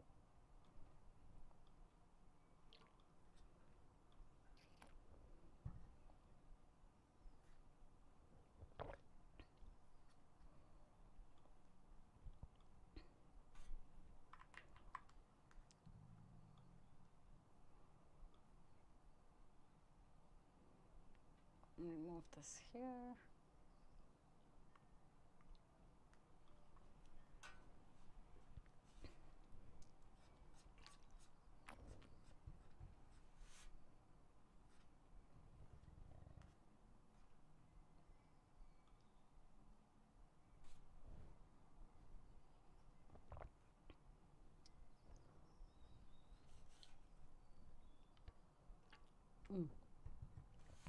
Okay, well, TypeScript package into this, so it reports erasable syntax only, no unchecked side effect import. Oh, okay, that's fine. Forcing mode development and hard coding process end node. Mode means production builds will run with deb and flags. Okay. Yeah, this is a good one. I have seen this. I think I wonder why this gets installed with process mode development. I think it's the default beat configuration. But yeah, this is what you should be doing: define process end node end. Okay, remote strafe comma. I do love how it shows potential issue, minor or major, so you're not like glancing over everything and feeling like, holy shit, there are so many comments. Okay, so overall, not bad, eh? The code that I wrote was pretty good, eh? How many critical issues? I think there was that one like use effect critical issues, missing dependent cleanup function. And there were how many? Some nitpick comments. Review profile chill, where's that?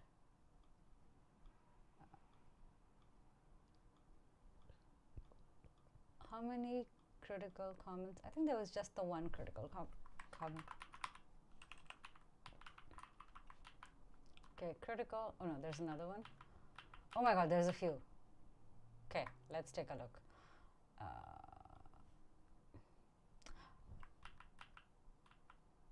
Okay, there is this one, which is Fix dependency classification to avoid prod runtime breakage. Oh yeah, we already saw this, which is make sure that your dev dependencies are properly added. Fix incorrect store imports before shipping. This I feel like maybe okay, but I'll take a look at this later.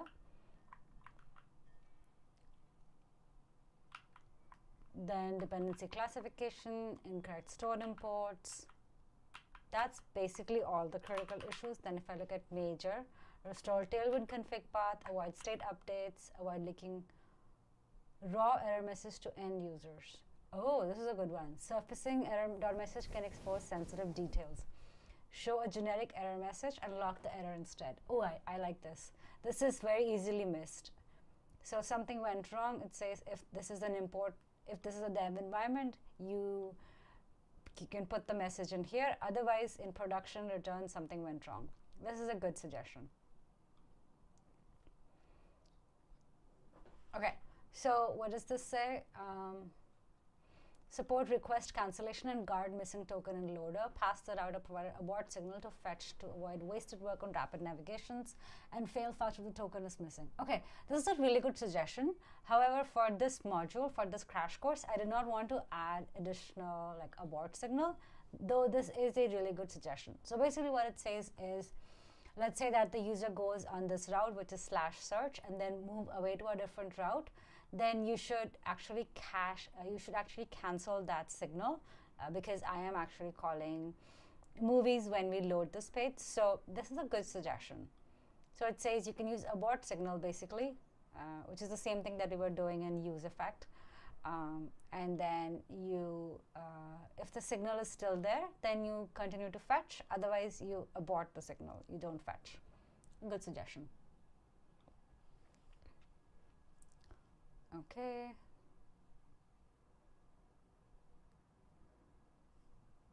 Ooh, this is a good one. Fix static copy destinations. Build static copy or resolve dest inside blur. Passing path join makes the plugin emit this, so the copy destinations won't be there where the app expects them. This is a good one. Potential issue major. What else? This is the one that we already talked about. Use base movie store. Again, it says, probably says abort signal, abort controller, yes. Leaking error message. Cool, awesome. So overall, I really like some of the suggestions that it gave me.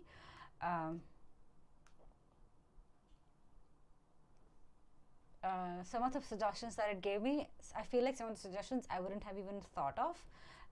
Like that cleanup function, that's a really good one, and that is a standard way of calling a fetch call. But some of the suggestions like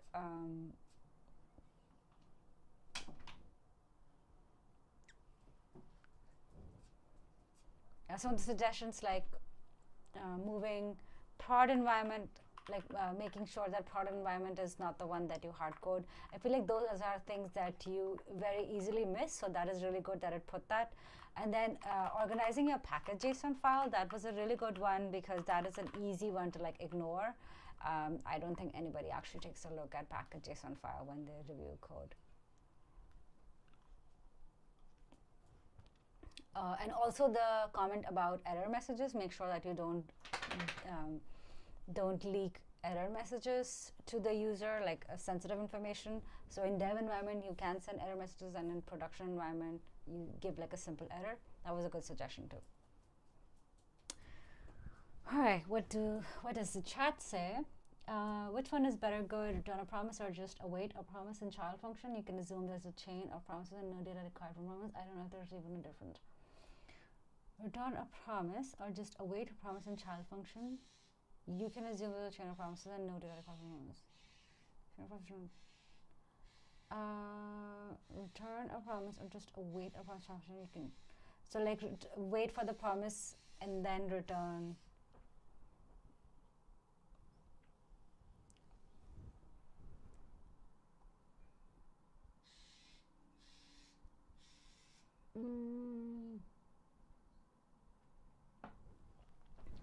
I think they have different applications. So for example, if you write a function called fetch movies, what do you expect out of that function? You expect it to give you back movies. You don't expect it to give you back a promise. So I would expect that function to wait the promise and send that back to me. But if you write a function like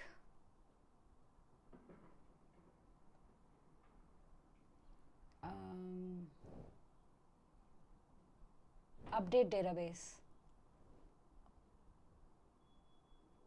that is something that I would like to know if it's still executing so that I can wait and continue in a bit, or if I should continue going, right? So for that kind of stuff, I expect a promise. So it depends on what your function is supposed to do. So it's not just one or other. It depends on what you're trying to do. I'm having issues connecting with the server to my Discord account. I create pull request in my own code repo, not the fork creator. Maybe you can access it from there. Okay, let me see.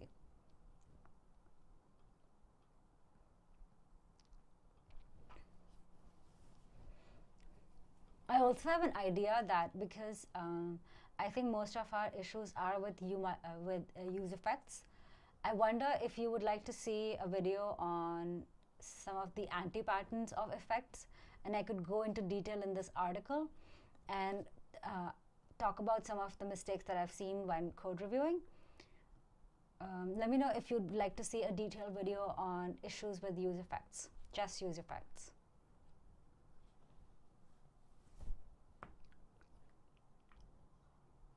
Okay, so STA prep.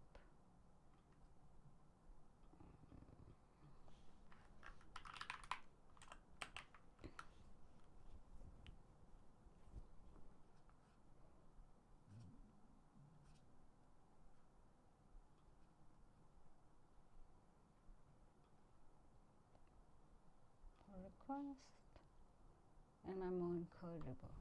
Okay, let's try this.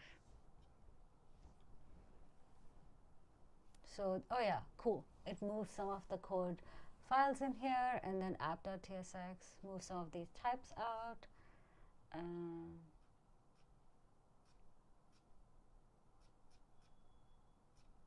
And then you create a new hook. That's nice. Okay. Cool. So let's see what CodeRabbit says. Oh, okay, it's finished. Voice control with wake sleep modes, real-time audio level indicator, start-stop microphone, global keyboard shortcuts, solarized light dark themes. Cool. Walk through. It talks about which things these are. Nice. I love these. It's so nice. Okay. Okay. Inconclusive. Correction is refactor and highlights two code changes, but the trailing ellipsis leaves the second part as incomplete. Ah, okay. Critical issue. Okay, so what does it say? A recognition instance dot on end closes the initial is listening value. After the first end event, the handler never restarts recognition even though we're still listening. See, this is why it's saying you should use ref.current. So voice commands stop working entirely. Switch the check to a mutable ref if you already maintain so the handler sees a live state. Exactly. So is listening might be a var, I believe, or a set state. So that's why you want to use a ref instead. Wait, is that all? Huh, okay. But yeah, I think as you start commenting out, as you start refactoring your code, I will use CodeRabbit to see more suggestions. Use ref is something that I suggested earlier, and this is what it's saying as well, that you should be using a ref instead of a state variable. So when you do like current target, instead of using, I think I was talking about the click handler, so like checking for targets. For that, you want to use ref as well. So I would say, like, as you start moving your component out into smaller components, use CodeRabbit to review your code and see suggestions that it gives. And I think that will already put you in a good spot. And then maybe I can review your code again.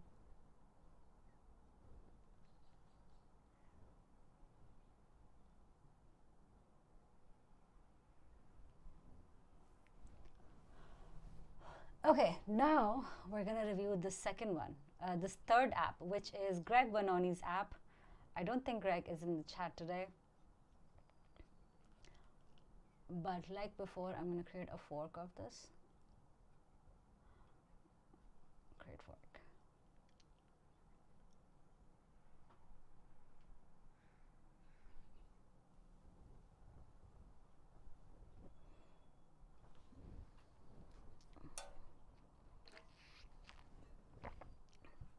And actually, let's take a quick break. We will be, it's 12:19 p.m. right now. Let's take a quick break and then I'll be back in five minutes, 12:25. And then we'll continue to review this front end hack and we'll end at 1 p.m. today. So, quick break.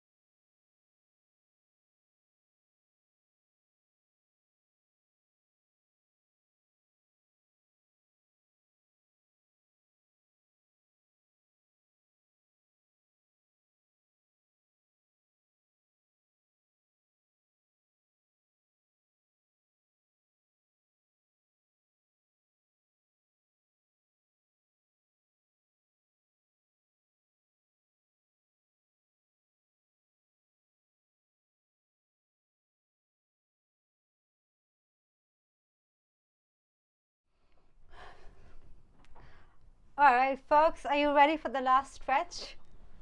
we're gonna get back into it, and we're gonna review one final app, which is Greg Bononi's app. Before we get into it, I actually want to know, where are you joining me from, and what time is it where you are? I am in Seattle. It is raining outside, and it is 12:30 p.m. here. Oh, 12:24 p.m. And before I move on, there is something that I want you to know, which is that I have a React crash course coming, which is going to be released either today or tomorrow, depending on how fast I can get this edited. It is going to be a course that walks through how to build Netflix together. And by learning how to build Netflix, we're going to learn how to build a React app. And I'm going to teach you everything that you need to know, whether you're a beginner, whether you're an intermediate person, everything that you need to know about a React app, everything that you must know about a React app, I would say. And the link to get that is, actually, I will announce when this goes out, and you can also get signed up to be notified when this React course goes out by signing up here.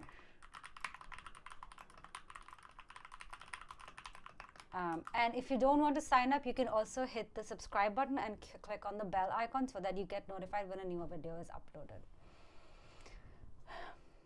And now let's review the final React app that we have for today, which is this app, Opportunity Hack. This is an app that one of my ex-coworkers actually created. So we're going to do the same thing. We're going to take a look at the UI of this app and see if there's any glaring issues. Then I'm going to take a look at maybe one or two React components. And then if I have time, I'm going to get CodeRabbit to review the app. You know what? I have a better idea. I'm going to get this GitHub going, and I'm going to get this code review going through GitHub in the back. This is my thing, and I'm gonna go find the main file in here. So I've got source.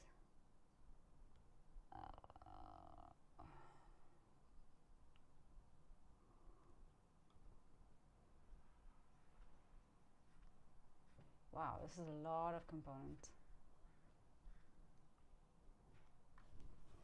Okay.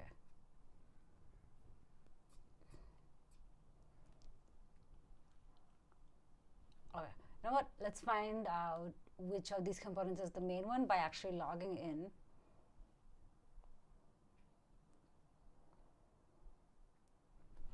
Okay, something that I want to point out about these modules is that this is a very big accessibility concern.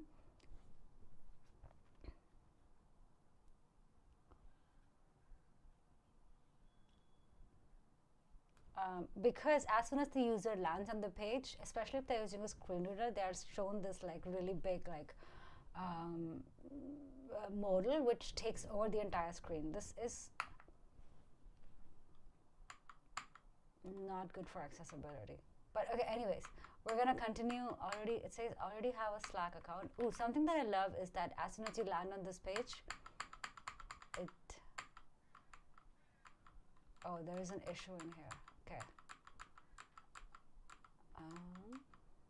Hackathons, projects.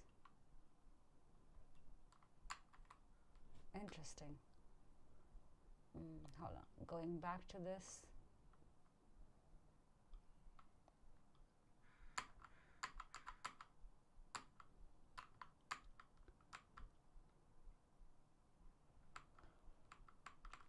Okay. I really want to get to, I don't understand why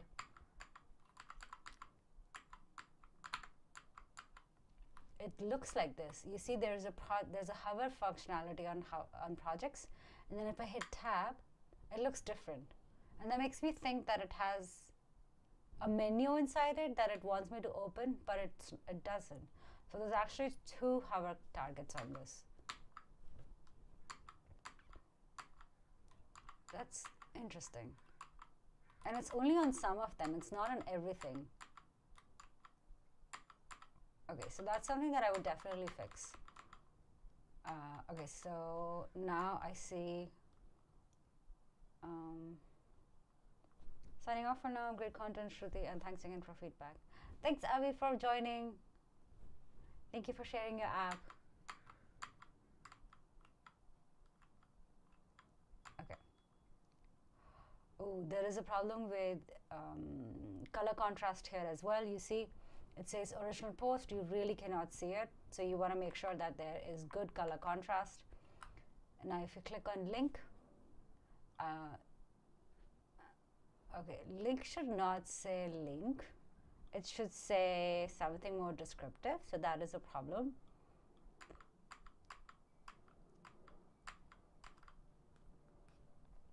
Okay. Okay, I'm going to click on this one, all projects you can work on, and see what I get. All right. So one thing that I noticed is that as I load this page, it took really long to load. So I'm going to quickly check the performance of this app. Okay. I have no throttling going on, so I'm going to see how long this app takes to load. I don't think I have throttling going on.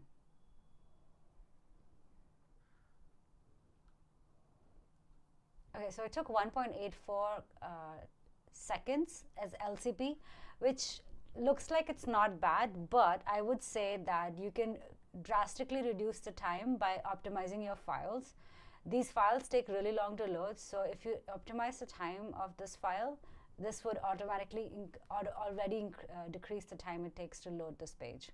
These 3 images take really long.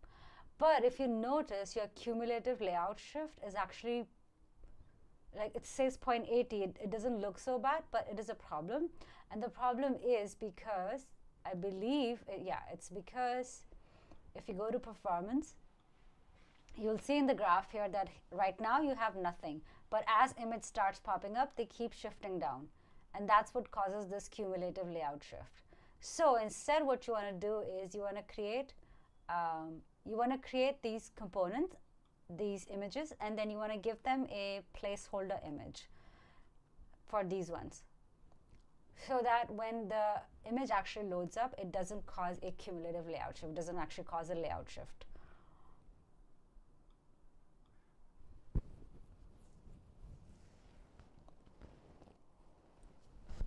I think from a UI perspective, this could use a little bit of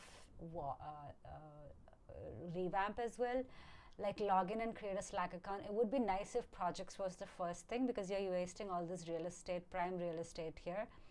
If projects were the first thing, then that is what you focus on, and then log in and create a Slack account can go right here in the bottom. Okay, so when we click on this, you need to log in and create an account first.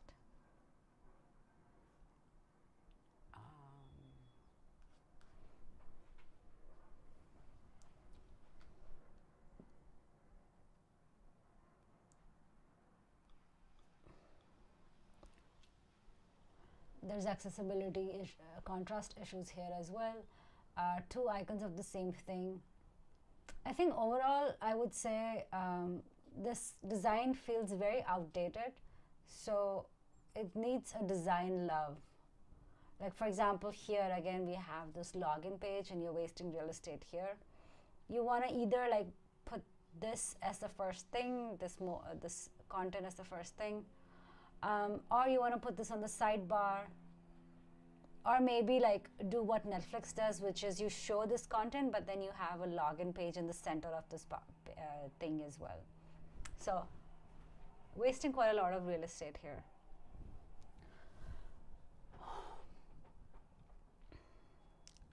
But I want to focus on this projects page, because I think there's a lot here. There's a lot of stuff that's happening.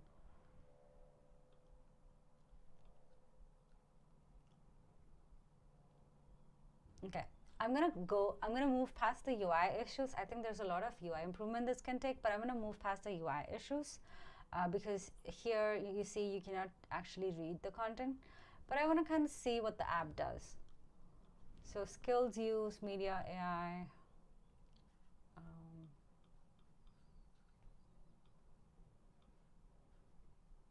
Oh, sign into opportunity hack. Okay.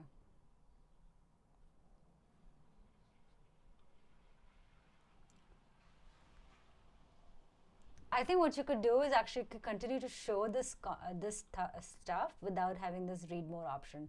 This isn't so much, and it's actually, I think, essential to understand what this stuff is, what this hackathon is. And what I would do is, this is again wasting some real estate here, so you can move this hashtags and the skills used right next to this and create a better UI so that your card is smaller and it actually shows more info. And again, you can move some of this UI stuff, like some of this text over here as well. Same thing here. You can, a lot of white space here that's wasted. Okay, but there is pagination, which is good. I see that the feature projects actually never change, which I guess might be intentional.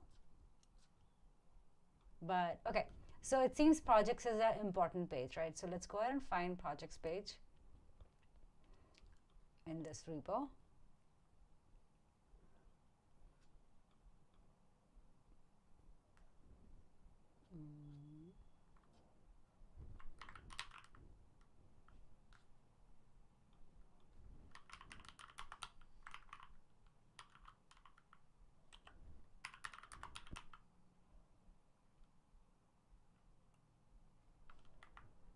Wait. Oh, there it is, project. So there's a project file, it is a JavaScript file, point all login inferences to new and improved. It uses next router. Import this, export default, reuse router, project ID. There's a var, you should not use vars. If problem statement is null, problem statement title, then use this. Okay. And then project list, featured project, project list.js. Use memo. Which React is this using?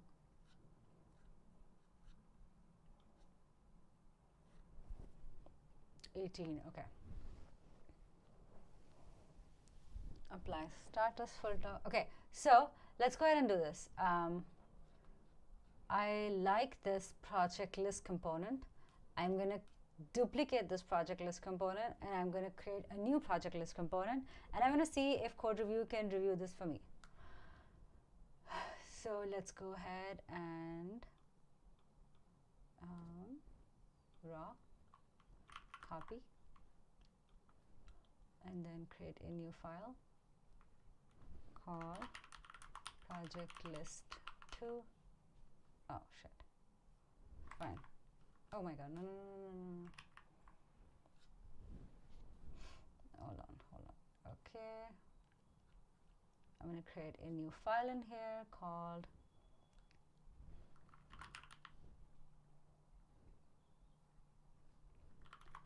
project list.js, and then I'm going to paste this in here, commit changes, directly new branch, and start a pull request. Cool.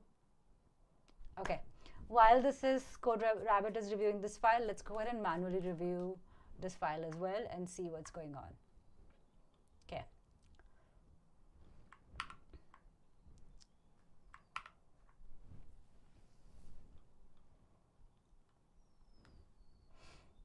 Okay, let's start off. So we've got import use state, use memo, import grid from material UI. Okay, it uses a material UI, project card, featured projects, project search and filter bar from filters.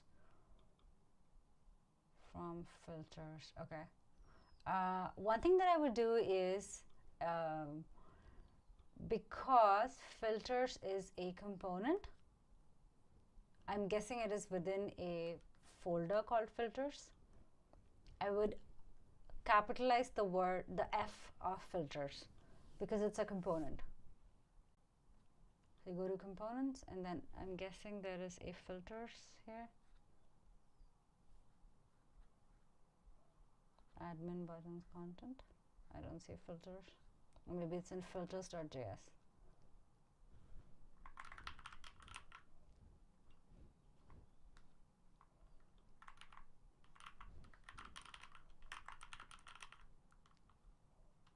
Filters is a folder. Yeah. So because it's a folder within project list, you want to make sure that this follows the same naming patterns as its parent. So you would want to capitalize F. Such a small thing, but it just makes it easier to just keep it in mind. Like just keep the naming conventions going. Okay, info icon stuff. Okay, export default function project list, accepts initial projects and events. Oh, all right. Okay. Search query, set search query, use state, current page, use state, projects per page is 9. Okay, since you have a constant here, you want to first capitalize this constant.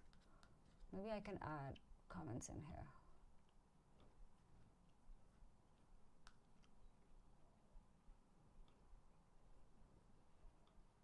Can I actually view file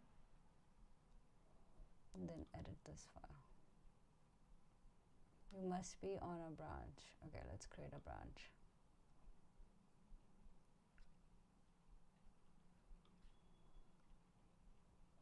Okay, let's edit this file. All right, so here, capitalize F of filters to match naming convention of the parent. All right, so then this rename to projects per page and move to a constants file.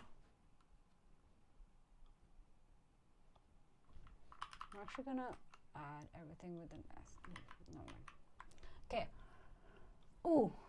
Okay, filter set filters use state. This is the same thing that I was saying before. Like this is a very complex use state object. So the recommendation is to keep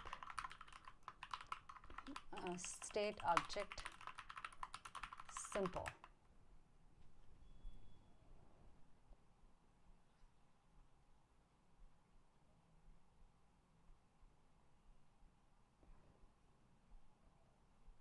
Then you get user from use auth info, which is good. Then filtered projects. Okay, now you have a use memo here, which is good. Does it have initial projects? Oh, okay. Right. This is a problem. Okay, this is a very commonly found issue. So let me show you what happens. So you've got use memo here. Okay, it accepts initial projects, which is a most likely an object or an array, search query, which is likely a string, and then filters. See, the thing right now is that because you don't have TypeScript, you don't know what these objects look like, what these things look like. Initial projects is an object, so every time you re-render, on every render, this is a new object. So this would always rerun use memo.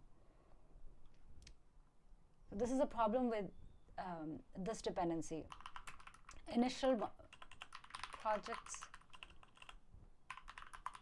will always cause this function to run again because it is not a stable check.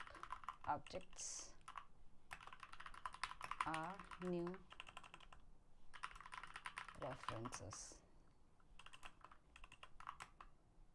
Okay, which is why this will always run. So instead of that, you want to do something like initial projects dot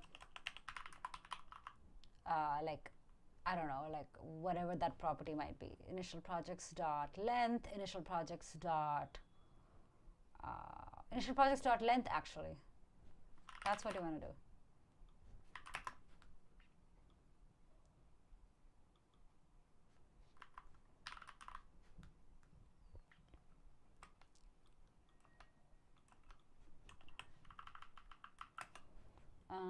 नींद आ रही थी मुझे देख अब और रही है Your keyboard sounds same as mine. Is it Keychron? Yes, it is Keychron K2.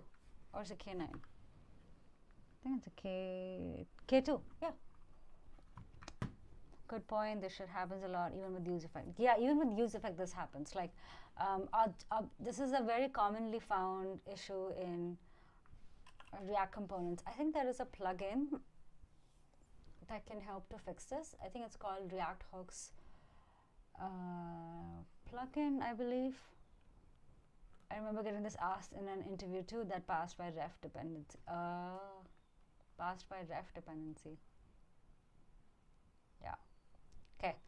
So that is the problem. And then if search query. So here a better test is search query dot length is a better search query dot length and search query dot trim, because you want to trim for white spaces, is a better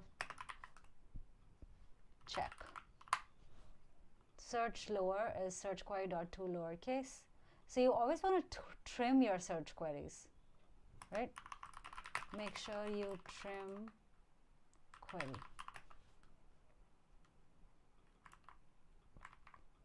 Matches title, project or title dot to lowercase includes search lower. Matches description, project or description dot to lowercase matches search lower. Matches skills, some skill dot to lowercase includes search. Okay. If none of those matches, return false.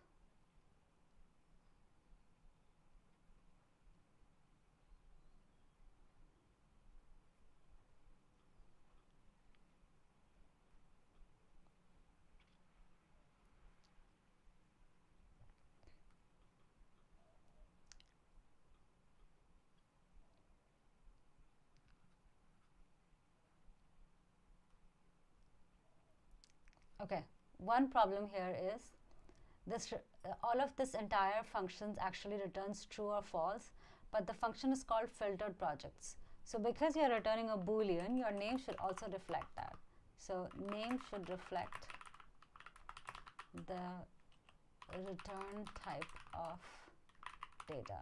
So you want to call it is or has filtered projects. Okay. And then one thing that I want to highlight is with React compiler, you can automatically memorize without having to memorize yourself.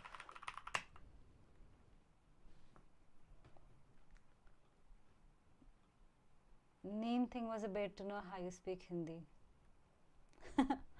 Has filter projects is good to go. Good to go. Okay. Apply skills filter. Filter start skills that include skill, return false. Okay. Wait, what is it doing?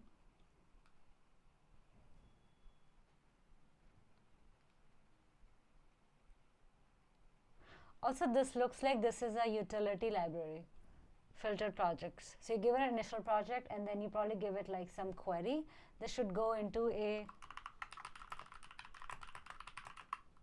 utility file library.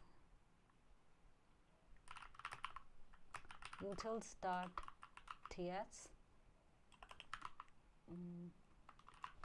So you can reuse this.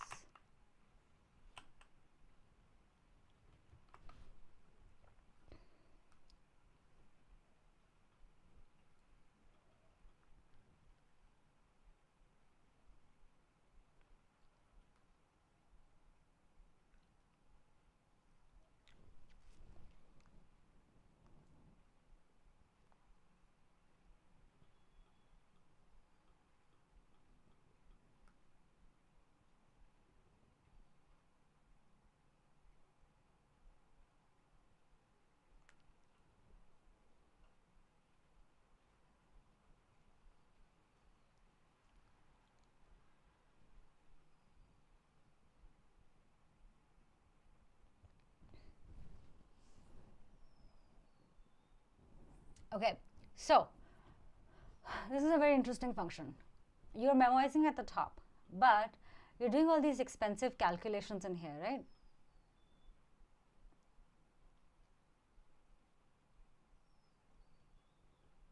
Actually, no, never mind. This is just a filter inside. Okay, never mind. Filters.skills.length are greater than 0. Oh, I'm getting a call. Maybe later. Some skill, beginner friendly. Project tags includes beginner friendly. Okay, again, this stuff. These constant strings should go outside the file in a constants file. Apply high impact filter based on high impact filter tag. Apply this. Filters.high impact. Filters.featured. Okay. Cool. Apply sorting to filtered projects. Return filtered projects. Sort. Switch filters. Newest, oldest rank. Title. Need help.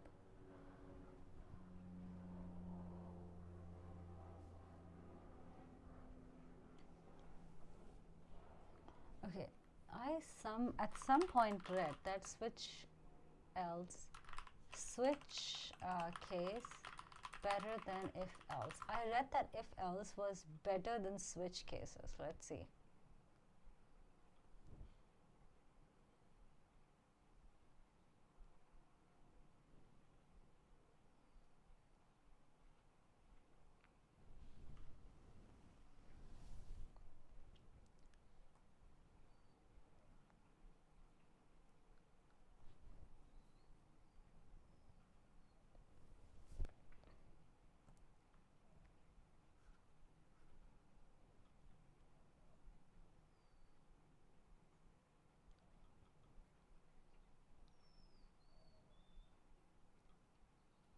Okay.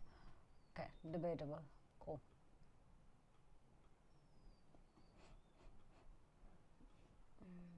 All right, so return filtered projects dot sort.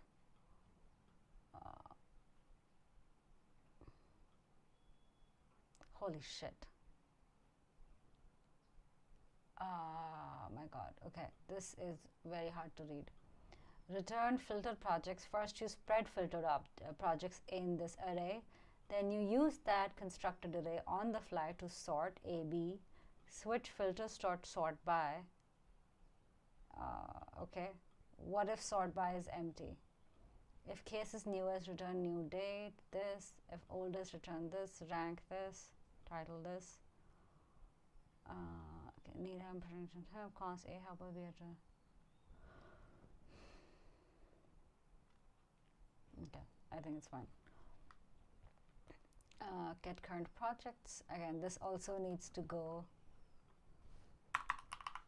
in a utils.ts file. Get current page projects. Get current projects. Index of last project is this. Sorry, projects. And this has the same problem with filtered projects.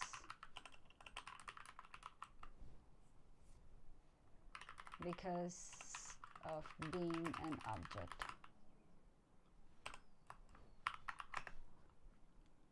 Unstable reference check. Reference check. Okay, and then the same thing applies here. Sorted projects should go into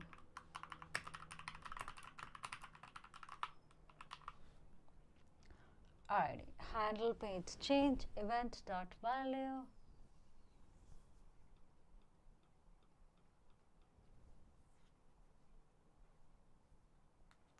Why is filter.sort by in dependency array? That is a good question. Let's check. Filters.sort by.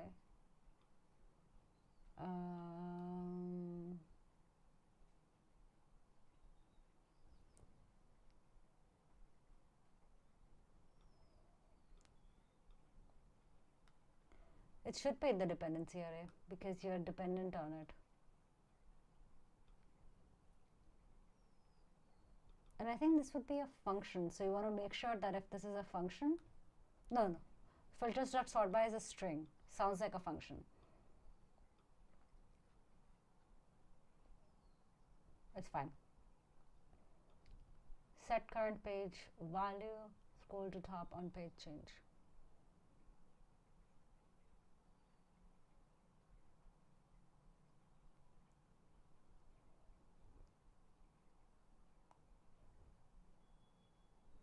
Okay. Set current page to be value, will scroll to top, bit of smooth. Okay, that's fine. Featured projects use memo.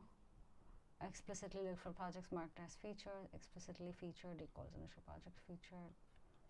Turn next with the slides. Always use active project highest track. Active projects this.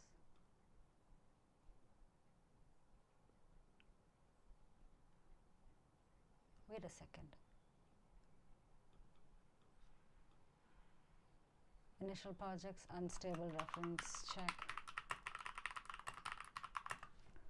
Explicitly featured is initial projects dot filter.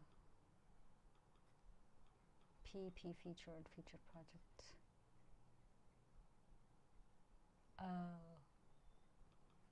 Merge sort. Okay.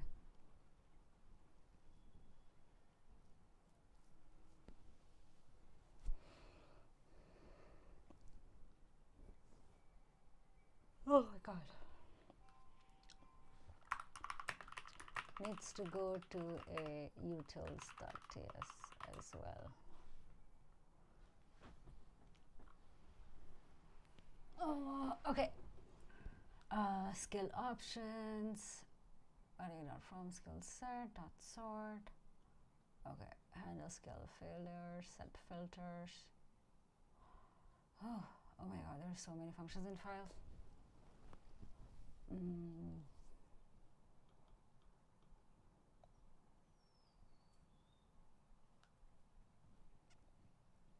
Okay. Box if no user, login or register.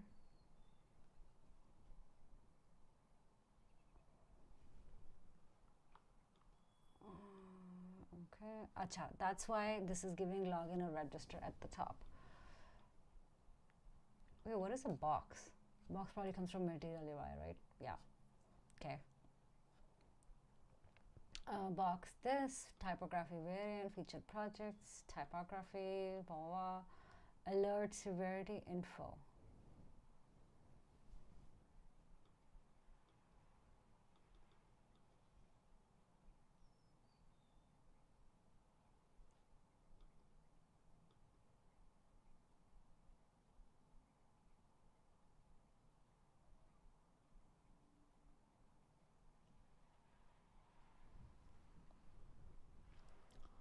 Okay, set the first page, filters.skills.length, box, filters, chip.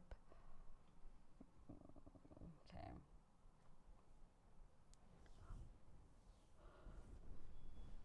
Oh, I'm like tired already. Oh shit, what's happening here? Dialog, create element dialog, padding, document.body. Okay, you don't want to do that.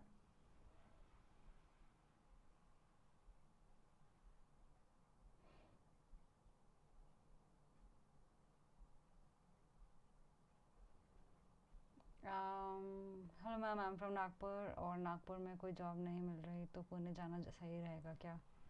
या absolutely, Nagpur में क्या करोगे job नहीं मिल रही तो? We have two different use memo where dependency is just initial projects, so should we use two different memo for better readability or prefer only one performance? Where dependency is just, so should we use two different memo for better readability or prefer one for performance? I don't think performance is actually applicable here. Even though your dependency is the same, you should divide your components and your code based on how it is being used. Compilers are smart enough that they can optimize performance, so you don't have to worry about like making two or one. Now it's more for you as a developer, like what is more readable to the user and how they, yeah, What is more readable to the user? So with React compiler, you don't need to use memo. Optimization, memoization is all taken care for you, so you don't need to worry about it. Okay, so what I'm going to do is I'm not going to comment on this dialog, but I want actually, there's a lot of like buttons, add event listener. This stuff should not happen in React. You should just use React. This is, for dialog actually, there's another thing. I think it's called, modals are called what? There's a very popular React component. I'm forgetting the name, but there's like a thing for React components. I'm going to commit these changes. And now I'm going to check what adding comments on review. And now I'm going to check what CodeRabbit actually said. So remember, I had already initiated this with CodeRabbit. So I'm going to see what CodeRabbit said. This is not mine. This is not mine. This is not mine. This is not mine. That's not mine.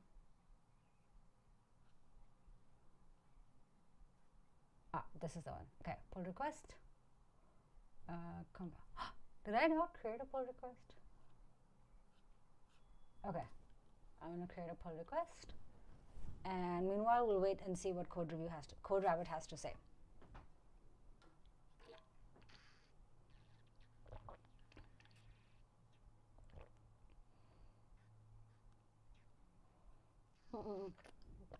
Hold on, this is not what I need. Sorry, this is not the pull request I need. Cancel this pull request. Close pull request. I actually need to create pull request on my thing.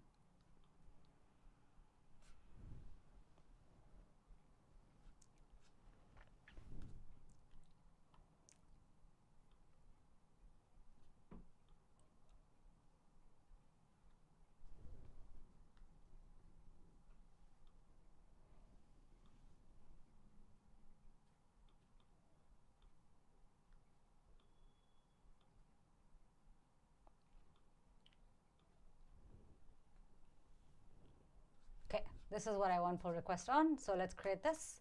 And I'm going to see what CodeRabbit says. I already reviewed this, and I can see some issues. So I want to see what other things CodeRabbit points out and what are the things that I missed.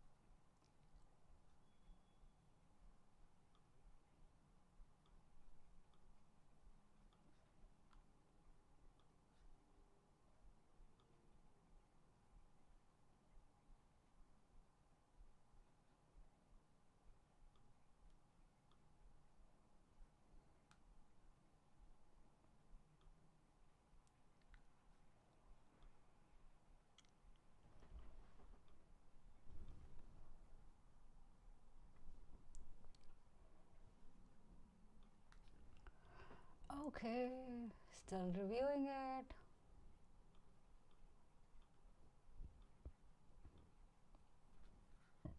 Okay, let's see how many, what is our status of the poll though? What is your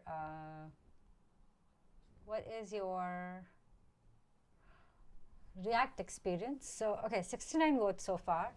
7% only said React what, but most people are somewhat familiar with the React. Why am I watching this? 2 to 5%, 33% people are in the next group, which is 2 to 5 years of experience. That's really cool to know. And then 5 to 10% people, or like 12% people are in 5 to 10 category. Cool, nice.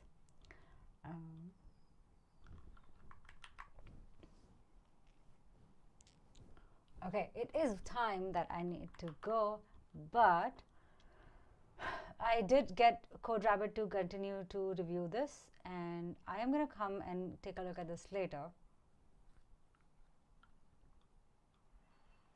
But I'm going to share this in the chat in case you want to take a look at how Code Review updates this. Here is the chat. Here is the link to PR if you want to take a look at what CodeRabbit will say. But I'm going to wait for CodeRabbit to finish offline, and I will take care of it afterwards. But I gotta go right now, and I will be back this week with another live stream building some React features. I will see you soon. Bye.